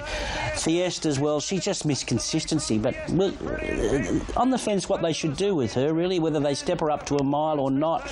And look, Pretty in Pink is still yet to peak, so So going into that race, I think we're anticipated we'd learn something, and the thing I learned there is the two horses I've got eyes for in the flight stakes are the winner and the third horse. So I think that's a little bit more clear-cut to me now. I thought that there was a lot of good runs in behind, though. Maiden Heaven hit the line really nicely. She had to go back from that wide gate. Just from the Beaten Brigade that were well in the market, Madame Rouge pulled up 2 out of 5 lame. OK, there had to be some excuse. Fabulous. Yeah, I could nearly chime into that market now. Back Miss Fabulous and save on Pretty in Pink. There's the market for the flight stakes to be... We're talking $20 million prize money as well with Winks. She's on $19.2 million so far. There's a shot of it. And that's it. It's just polite, isn't it, Duff? It's just a polite cheer. Yeah, you don't go on too much. And this is the Colgate Optic White Stakes. Weight for age group 1 over a mile. Let's have a look at Le Romain, number 1 for Chris Lees and James McDonald. Well, we know he's a proven big-time performer. He didn't... In the placings in this race, I think... $20 in prize money. She's going for 27 in a row today, and she's attempting to win her 20th Group 1 of her career. Here at Randwick, she's won 16 times. Over the mile, she's won 9. And Huey Bowman's up. And she's about to go out. Duff and Lizzie. Well, he just doesn't feel the pressure.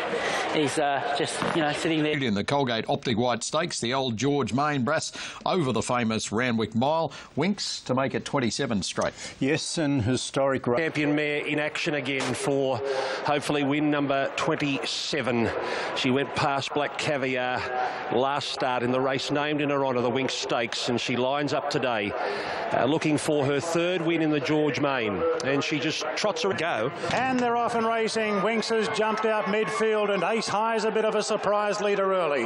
Religify quickly into stride going to second. Then came Le Romain from It Somewhat, Who Shot the Barman. He's a length and a half in front of Winks, who really relaxes back in the field, and Egg Tart will sit somewhat. Then came Winks, and Egg Tart is last of all, about 7 lengths first to last. And Religify leads by 3/4 to Ace High. Le Romain travelling strongly in third. Then Who Shot the Barman, a length further back to It Somewhat. Egg Tart trying to improve now, and Winks is sitting back last. She's 7 lengths off the lead and quite happy to stay there for the time being. Oh, now she peels to the outside at the 600 metres, and she's starting a run. It's Religify in front from Ace High under the pump. Le Romain goes to third from Who Shot the Barman. Winks is on the tail of Le Romain into the straight. Egg Tart trying to push her underneath, and It's Somewhat's last. It's Religify in front. Le Romain goes to him. Winks is 2 off. Then Ace High and Egg Tart. Le Romain making a bold beat for victory, but Winks is starting to cut him down. Winks moves up on the outside, takes the lead, kicks away. Here's 3 in a row. It's her birthday, and what a way to celebrate. Long live the Queen. Winks by 4 lengths to Le Romain. Egg Tart third, then Ace High, It's Somewhat, Religify and Who Shot the Barman. The greatest thing to ever happen to racing. She toys with them again. Incredible scenes. Just the noise of it all. She always has that moment in a race where, in that stage when Le Romain was probably running his 10.5s there for between the 300 and the 100, but then she puts them away, and there's not a moment's worry. There was a chase today. Huey got urgent there. What can I say? That was a very strong pace, even with Religify. That's his natural way of racing, but I didn't expect them to go quite that fast. And Le Romain ran a hell of a race, and at the corner I didn't feel in danger, but I knew I wasn't going to be... I didn't feel like she was going to be as dominant as she usually is, but when that turbo pilot kicked into gear at the 250, it was all over. And I mean, she just knows what she's doing now. I used to control her through the gears, through the race, to help her know when and where to give her full energy, but she knows now. And, I suppose I've got... feeling, I think, within the racing community. I mean, the people here, you made mention of the kids last time, but what about your daughter, Bambi, here today? She's going to remember that forever. Yes, well, she'll be 5 at the end of the year. Did a test. Yeah, well, you've got to expect that. Le Romain, he's a very good horse in his own right, and he had every right to take us all the way to the 200, and she had every right to get on top of him over the last 200, and that's exactly how it panned out. If you expect to win races every time at the 300-metre mark, you'll probably come off second best pretty quick. So Huey, just a well-judged ride. He knew that he had that extra 10% there that we see every start, and it gets her out of a lot of trouble, and that's why this winning sequence continues. So unbelievable. She's got some gears. We don't know how many though. No, don't tell me there's some gears that we haven't found yet. I hope we don't need to call on them, but yeah, very special. The reception she gets, not just here at Randwick, but around Australia, wherever she races, most importantly on the TV. I think we counted this week just about on the morning shows every day of the week. Is it really sinking in now that how special she is? Yeah, it's been day by day. It keeps going to a new level every time, and Chris, you're watching her race. Welcome her back in. Thank you. Chris Waller, Peter Tighe. The talking point after she wins nearly every time is that there's always that question mark in the back of your mind, and it was again there yesterday when Hugh had to niggle her, but it's only for that fleeting moment. Yeah, and to think that when you get a little bit worried, and just look at that finishing margin there, Lizzie. Look, again at the top of the straight there, he sprinted, Lorraine, and she sort of was left flat-footed again, and there's always that moment with her, isn't there? There's always that moment from where she looks flat-footed to then being about 2 lengths in front. She goes from, and that's the moment that Hugh can't actually explain what happens. He said he doesn't feel her go through her gears. She's just there within, 2 strides. She's 2 lengths in front, and that's what makes her, well, there's many things that make her amazing, but that's one of them. She can just sustain that sectional time where horses can rattle off that 200 or that 400, but she can do it for 600, and that's where she is superior late in her races. And she makes you feel stupid, because if you're a supporter of Lure Romain, for a moment you think, oh, today's the day, we're a chance, and then that is quickly over. How many times has that happened throughout her career? But look, there were some good runs in the race. Romain, what do they do with him now? Did he do enough to sort of create any interest for a slot, or do they go to the Epsom? I don't know. Entirely up to them. I think the world's there with him. I mean, would he get a slot? That's the question. No, probably not. Well, it's all up to Max and Neil. Yeah.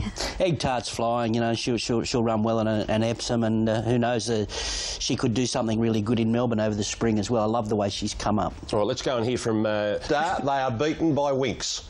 James McDonald, Le Romain. Thought I pinched it. I thought Winks is in the run. He's gone good. Karen McAvoy, Egg Tart. Good run by her. Yeah, she got back and travelled well throughout. Picked up nicely over the concluding stages. Nearly got in second. Jason Collett. A record-breaking 4th Cox Plate coming up for Winks. She's $1.30, and there's the opposition. Where? Let's go on to... Unequals can run well in Haydock. Let's have a look at the racing.com tipsters and how they've gone in race number 5, the Bobby Lewis Always a Good Horses race. And we look across the list. Kimono, Rich race 2. The list, Kimono, Rich race 2. Rich Charm is very hard in the market for Udita Clark at 320, in from 340. Kimono, a little bit of a drift, 4s out to 5s. Haydock, 440 out to $6. Crack Me Up has been solid at 9. And first amongst equals, I'm Wesley, both at $10.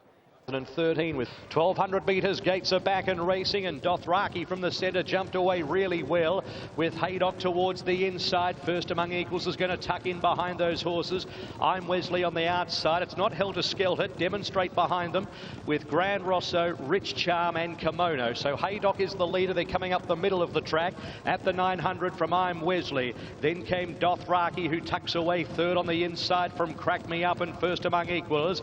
Grand Rosso out wider on the course, followed by Kimono, Demonstrate and Rich Charm. Heading towards the course proper at the 650. It's Haydock and I'm Wesley by a length and a quarter to Dothraki. Then Crack Me Up and Grand Rosso's one of the widest. From first among equals, Kimono sticking to the far side. From Demonstrate and Rich Charm's the widest and about to unleash. Heading towards the 300, it's Haydock, I'm Wesley, Dothraki and Kimono underneath the pair, driving through on the inside, followed by first among equals, Rich Charm with a bit to do at the 200. It's Kimono and Dothraki with First Among Equals, who's running on hard. Dothraki with First Among Equals and Kimono. Dothraki still in front. Dothraki beat First Among Equals, Kimono and I'm Wesley. Followed next by Crack Me Up, Demonstrate, Hey Doc, Gran Rosso and Rich Charm. Dothraki, number 3, Damien Lane, aboard this 8-year-old now, Peter and Paul Snowden. The winning training combination began really well and was just poised behind the pace. The breeze not as strong as it was earlier in the day, but there's still a bit of a head breeze for them, and then was able to get up on the inside with Kimono, who looked a real threat. First Among Equals was the late closer, but in the drive to the line, Dothraki... On to the Bobby Lewis here. Listen, let's be honest. These are the second, third tier sprinters, I think, with all due respect. Dothraki, 8-year-old, doing a tremendous job for the Snowden stable, and congratulations to Connections there. The Weir runners 2, 3, and the Tasmanian I'm Wesley whacked away in 4. So there's sort of listed Group 3 races for these types of horses. Crack It Up, the 4th place getter of the Stradbroke, ran 5th there over the line. You know, they're going to be able to pick their way through the listed Group 3s, maybe through that Caulfield Carnival and maybe survive on here to Flemington. But the disappointment out of this was Rich Charm and Hey Doc. Hey Doc's obviously hasn't overcome his autumn issues, one would suggest, and Rich Charm, worst run of his career. Yeah, and he's, I think they're both caught up with little issues as well. The only runner that maybe might be worth looking at going forward, the Japanese runner Kimono, who's we've only seen twice, so maybe there's still some upside there. Yeah, for sure. Improved off Caulfield to this run here today, but that's not going to see him in a Darley or that, I don't think. He needs to go to another level again, with all respect. But listen, after the Everest, a few of the sprinters might be knocked around, and these might be the horses that are standing up. But I would like to think that the race seat, Grace? Well, as Hutchie did allude to, both Rich Charm and Hey Doc unfortunately have come out with vets reporting these horses were lame. I did speak to Patrick Maloney and he agreed it was... And Mrs Gardenia maps nicely. So, look, they're all nice prices, aren't they? It's been an interesting betting contest. Yeah, I'm a star for Hutchie for the Let's Elope. Let's check the team tips from the racing.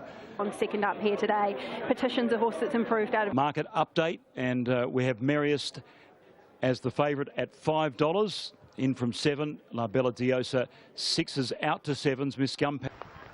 Really heavy rain now. They're set to go. Ready, signal, racing in the Let's Elope. Canedna's going to drift back to about 2nd or 3rd last, and now Muster. Samovar goes back to the end. Merriest began quickly with Miss Gunpowder and also Jennifer Lynn on the outside. Also pushing up is I Am a Star and Bella Martini, followed by La Bella Diosa as they complete the first 250 metres of the race. They were followed by Mrs Gardenia, the outside of Quilate from Petition, and then came Catini as the leader, heading towards the 800 by 3/4 of a length. I Am a Star. Merriest third is poised the inside, followed by Miss Gunpowder. 2 lengths to Jennifer Lynn, the outside of La Bella Diosa. Then came out 3 deep, Mrs Gardenia from Quilate and Petition. Then Bellaria, she's dashing Canedna, and Samovar whips them in. They come around the turn. 500 metres to go. It's Bella Martini from I Am a Star. Merriest behind those, followed by Miss Gunpowder. Then came La Bella Diosa. Jennifer Lynn down the centre with Quilate and Mrs Gardenia, followed by Petition running on from Bellaria. I Am a Star up to Bella Martini. Merriest the inside, followed by Miss Gunpowder. At the 200, it's I Am a Star and Bella Martini, followed by Miss Gunpowder. I Am a Star and Bella Martini, toe-to-toe with 50 metres to go, Miss Gunpowder, and she's dashing, flashing. They hit the line, head bobber. I Am a Star, Bella Martini close. She's dashing 3rd, then Miss Gunpowder. La Bella Diosa next, Petition, Samovar, Quilate, Mrs Gardenia, Canedna. Then came Merriest, Jennifer Lynn and Bellaria. Head bobber here. Bella Martini and I Am a Star in a real head bobber. Possible 3rd time, or I Am a Star. Ben Mallam looking to win the race for the 2nd time. They've hit the line, and I Am a Star will win it by a wart. It's so close, but I Am a Star, having a look at the photo finish, will just win from Bella Martini. Trained by Shane Nichols, return 6th at Flemington. Really pleased with her. She's just a Now, she's not big, but she's tough. She certainly is. The tight finish with Brutal and I'm a Star, and of course Team Hawks came out on the wrong side of the photo this time, but they were both gallant. Yeah, for sure. Great to see I'm a Star, Group 1 winner, and back on top. It had been basically nearly a year since she won the Stock Stakes at Moonee Valley, and great to see her return. Both Dunn and Mallam took the equation of the ordinary barriers out of it. They went straight forward and really toughed it out, and you know, they were super. The Allerton Zara filly, whose name just escaped. She's Dashing. She's Dashing, got home well for third, but the first two mares, they're going to probably go down a similar path, the Stock Stakes, the Sunline, and probably look at the Myer Stakes here on Derby Day, a race which I'm a Star won as a 3-year-old filly on the limit weight, so they're going to be competitive in those types of races going forward. We've seen a couple of races with those up on speed, but talking about the track as well, Moons, they seem to be able to win from anywhere today. It seemed very even, inside out, down the centre, and I'd like to back one at sort of that double figures, but Tavisan could run well too. But I'm happy enough with Marcel from Madrid. I thought it was one of the better bets on the card. Yeah, 2, 11, 3 and 12 for Hutchie in the Danehill Stakes. Let's gauge the team tips across the racing.com panel and see. And we have the favourite being Native Soldier from the Weir Yard, 320 in from 340. Marcel of Madrid a firmer as well, 550 into 480. F Troop has been sold. Gates are back and they're racing towards the inside. Spin away only fairly and is going to settle in the back half. Marcel from Madrid began well. Immediately 4 horses come over towards the outside fence. Native Soldier leads the Rondor. Marcel from Madrid, Encryption. Then another group towards the middle, headed by Tavisan with Mig Energy, and out deeper on the track is Ocean Knight from Eldorama. They were followed next in the field by F Troop, who's tracking Tavisan, followed by Vacillator, Sanctimonious and Spin, and eventually they're going to merge and come up the outside fence as one group. 600 metres to go. It's Native Soldier hard up against the fence and Tavisan. They were followed next by F Troop and Mig Energy, Eldorama, Spin from Marcel from Madrid and Thorondor. Next in the field is Ocean Knight, Vacillator and Sanctimonious as they reach the 300 metres. It's Native Soldier giving a slap with the whip in front from Tavisan and Spin. Ocean Knight is winding up and Thorondor's getting through as well. Encryption runs on. Native Soldier with 100 to go with Tavisan, Thorondor, then Encryption. It's Thorondor taking the lead. Encryption's getting out and flashing over the top. Encryption has got up to beat Thorondor. Photo third between Tavisan or Spin, then Ocean Knight. Marcel from Madrid, Native Soldier got the staggers. Vacillator, then Sanctimonious. Well back in the field then towards the back, F Troop, Mig Energy and Eldorama. Encryption at $15.50 and $4.40. Well, was just bustling for a run. Thorondor was fighting it out, but Craig Williams was climbing all over their backs, and Encryption has stormed down the outside fence and has come with a flurry to win the Danehill. Encryption with the blinkers on, but it's Encryption. The Lonhro Colt out of Guelph, win 2 at start 10. Improved effort in the McNeil. It's been just steadily improving. And then Williams needed a second plan because Native Soldier was getting tired, climbing over their backs, has driven through and has won. It is 1-9 completed play. Down the straight at Flemington in that style gives them really good options going through for the race. Might have been critical late on. Is that the sort of feeling you got? Yeah, well, they went solid early, didn't they? Native Soldier tried to repeat his Caulfield effort where he broke their hearts in the middle stages, running them down. I'm with Jane. I was very taken with the effort of Tavisan. I thought he was super. But listen, honours with the winner and the ride of Craig Williams. He was very patient at the back there and then weaved his way through. Just grabbed Thronador, the Robbie Lang horse. They both sort of came through the same gap there. But I think there's a few. I want to sit down and have a look at the race a little bit more. Like I said earlier, I thought the Colin Little horse in the red cap and Vacillator and the red sleeves on the inside wasn't too bad. Marcel from Madrid. That's it. Yeah, so there's a few there to take away from it, but a horse like Tavisan stepping up, you would think of Tavistock going up in trip. But, you know, at the end of the day, the winner got the job done. He was freshened, ridden quiet, blinkers on. Now, he's probably a horse that goes to the Coolmore now, as James Cummings indicated. They'll keep him fresh. Yeah, they put the blinkers on him today, Shane, and really worked for them. Is this... yeah, this is Encryption. Yeah, look, he just gets out to the outside fence here. These straight races are very, very hard to read, but he gets over the top of them at big odds here, and I don't know what to think of this race. It was a bunched finish with, down the straight. I don't know what to think of it. I don't know where that sits in as far as spring form is concerned, but he gets the right run late and too strong. Good to see he had the blinkers on as well, I think, and that was probably the key. He hasn't had the blinkers on all preparation, and whacking them on put him in that sprint type of race where he can get back and hit the line was the key to him winning. And fresh up, he looks great again today. He gets on his toe a little bit on race day. He knows what he's here for. Number 2, Weir Quinella. Let's see what the Racing.com team have to say about the Group 1 today at Flemington. And across the board, we've got the Taj Mahal. Just about need to toss a coin to split Kementari and Grunt. I thought they both looked outstanding in the yard. Kementari, he oozes quality, always going for the 12 Grunt. He just looked up and about today, looked really switched on in the yard. So he's on top for me. Outside. Kingsville Dream, so it's a really good battle across the board. You can see 460 out from 420 for Kingsville Dream, 480 Kementari, 550 Humidor, the defending champion. Happy Clapper at $7, in from 8, and coming through the specking of some support too, 10s into $8. And they're set for the Makybe Diva, Group 1, 1600. All clear.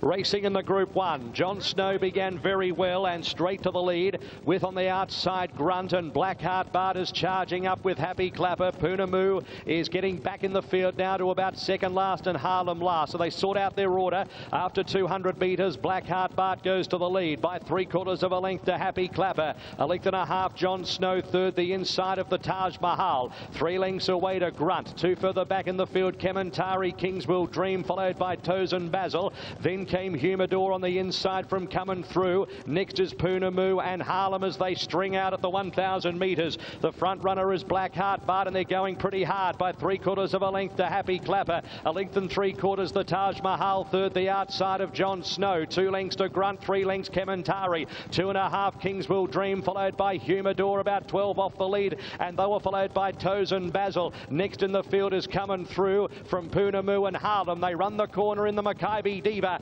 500 metres to go. It's Blackheart Bart from Happy Clapper, the outer. Then John Snow. The Taj Mahal presents to the middle. Further back is Grunt. Kementari 5 off the lead and running on from Kingsville Dream, followed by Humidor back towards the inside. It's Blackheart Bart in front, but vulnerable at the 300 from Grunt on the outside, chiming in now. Grunt moves up, takes the lead. Kingsville Dream. John Snow battles back, but it's Grunt at the 150 from John Snow. Kingsville Dream.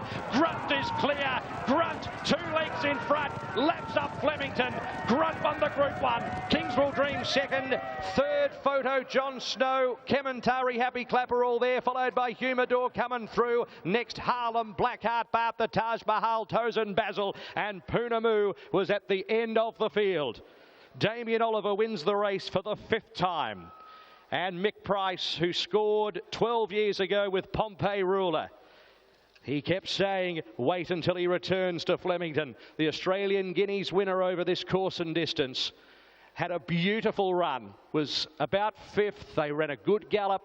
Grunt didn't have any horses inside or... Said to Mick, even working him at Caulfield, I think this is not really his track, and today was a little bit of D-Day for him, but he's unbeaten here at Flemington, and he really does enjoy the big open spaces here at Flemington. And they run along just nicely enough for you to get into a nice rhythm and be strong late. Yeah, it was a nice, truly run race. He had a lovely run. And when I popped out, he just chimed in perfectly, Much different to he has been at Caulfield. He balances up and takes the turn so much better, and we saw the real Grunt today. You would have had some great... Up for an amazing stud career down the track. Oh, look, no doubt about it, Shane, and also he's just a big Flemington horse, isn't he? You saw him around Caulfield. A couple of those weight for age horses at Caulfield had his measure, like Kementari and Humidor. They sort of, the other horse, Wearies, they just looked a bit sharper, but get him on his beautiful big track here at Flemington, and that's him, So I was really pleased to see him ridden a nice race. He was there to get mowed down if they were there to mow him down, and he was just the best horse on the day today. He loves it. If we ended up in the Melbourne Cup with lighter weight, I think at 54 in the Melbourne Cup, I mean, it didn't hurt Rekindle to be lightly raced, so I'll take a line off that rookie, Joe O'Brien, and maybe run him in the Melbourne Cup at the end of this prep, who knows. But all I know is beautiful big Flemington horse, and Caulfield in his jump outs and even his exhibition gallop, and we saw the real grunt today. I've got to say, I was a doubter. I thought his 2 Caulfield runs were fair. Little query on that Australian Guineas form, but he was absolutely dominant. He got the gun run, didn't he, today? Lovely Oliver ride, but Kamantari's on his back and Kingswell Dream's on his back, and you would have thought at this stage, I thought, well, Kamantari sprints and Kingswell Dream comes with him, they were going to really put themselves into the race, but he was just dominant when he got out and let rip grunt. I had a quick look at the sectionals, and I think actually the final 400, even the 600, Kingswell Dream and Grunt were pretty similar. Obviously, the winners had that sort of closer map position for him. But look, I suppose the question is where would Mick go with him? We heard him post race sort of say there are options, but he's got some different races he can pick out. But he really would obviously like to come back to Flemington. Yeah, he would. The logical race is 3 weeks' time, the Turnbull Stakes, but there's unfortunate scenarios going to play out there. There's a bonny little mare called Winks that could lob on that day, so that's a bit unfortunate. Then you've got obviously the Underwood and the Caulfield Stakes and the Caulfield Cup.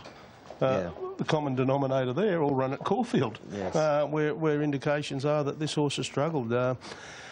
Big horses like him, for mine, they might struggle at Caulfield, but they tend to get round the valley. So does he take on Winks in the Turnbull, Cox Plate, and then probably comes here as a Monty in the Emirates at the back end of the Carnival, which is now quite a significant race? I don't know. But Mick's even floated the Melbourne Cup idea, and he floated that right from the autumn. So if he goes down that path, he's obviously got to go Caulfield Cup path, one would presume. Well, it lived up to the spilling. It was shot a bit of interference going in the first corner and got a long way out of the race, and he was at his top a long way out, but I felt his last 200 was really good. Regan Bayliss, Harlem. Yeah, really good run. I thought he was good through the line. See how he pulls up. Jordan Childs, Toes and Basil. Yeah, he ran okay. He jumped out of the gates good, had a lovely run throughout. Top of the straight. On Kingswell Dream. Yeah, look, a super run. I thought Kamantari might bring me a bit further in the straight, so just had to expose him out in that wind a little bit early, but I think he was just beaten by a better horse than today. Kamantari. Oh, he got me into a lovely position from an outside barrier draw, travelled nice, followed the eventual winner. He was a bit entitled to, wanted to hang left-handed just before we straightened, and early part of the straight when I was riding him along, he continued to want to drift in, and for the quality of horse that he is, I thought he was a little bit plain late. So interesting to see. What do we say about this horse, Grunt? Well, he's definitely on the improve. He gets to the mile. He beats up on what looked a very strong field on paper. The biggest spruik horse in Melbourne, and understandably so, is Kingswell Dream. He puts paid to him, and Kingswell Dream sort of comes up to, you think he's going to eyeball him, and then he races away from him. So, you got to respect Mick when he talks, and he's telling us he thinks this horse is a stayer, and there's every indication that he could well be. Kingswood Dream didn't do his chances any harm for the rest of the spring there. That was a lovely progressive performance from John Snow. You'd expect him to have further upside from the Baker camp, only being second up there. Kamantari, he raced well. I'm just wondering whether if they had a second go, whether they'd say, OK, we would have run him in an Everest, nice and fresh. Caulfield Cup, first of all, Kingswell Dream. Villiers' second favourite, Grunt, is $13. Is Grunt as good at Caulfield as he is at Flemington? Yeah, who knows? Following on Mick's comments. It's going to be a lot of names there that you are not familiar with unless you've done that overseas form. Well, Kew Gardens won the St Ledger last night, so he's an Aidan O'Brien trade horse. He might end up coming.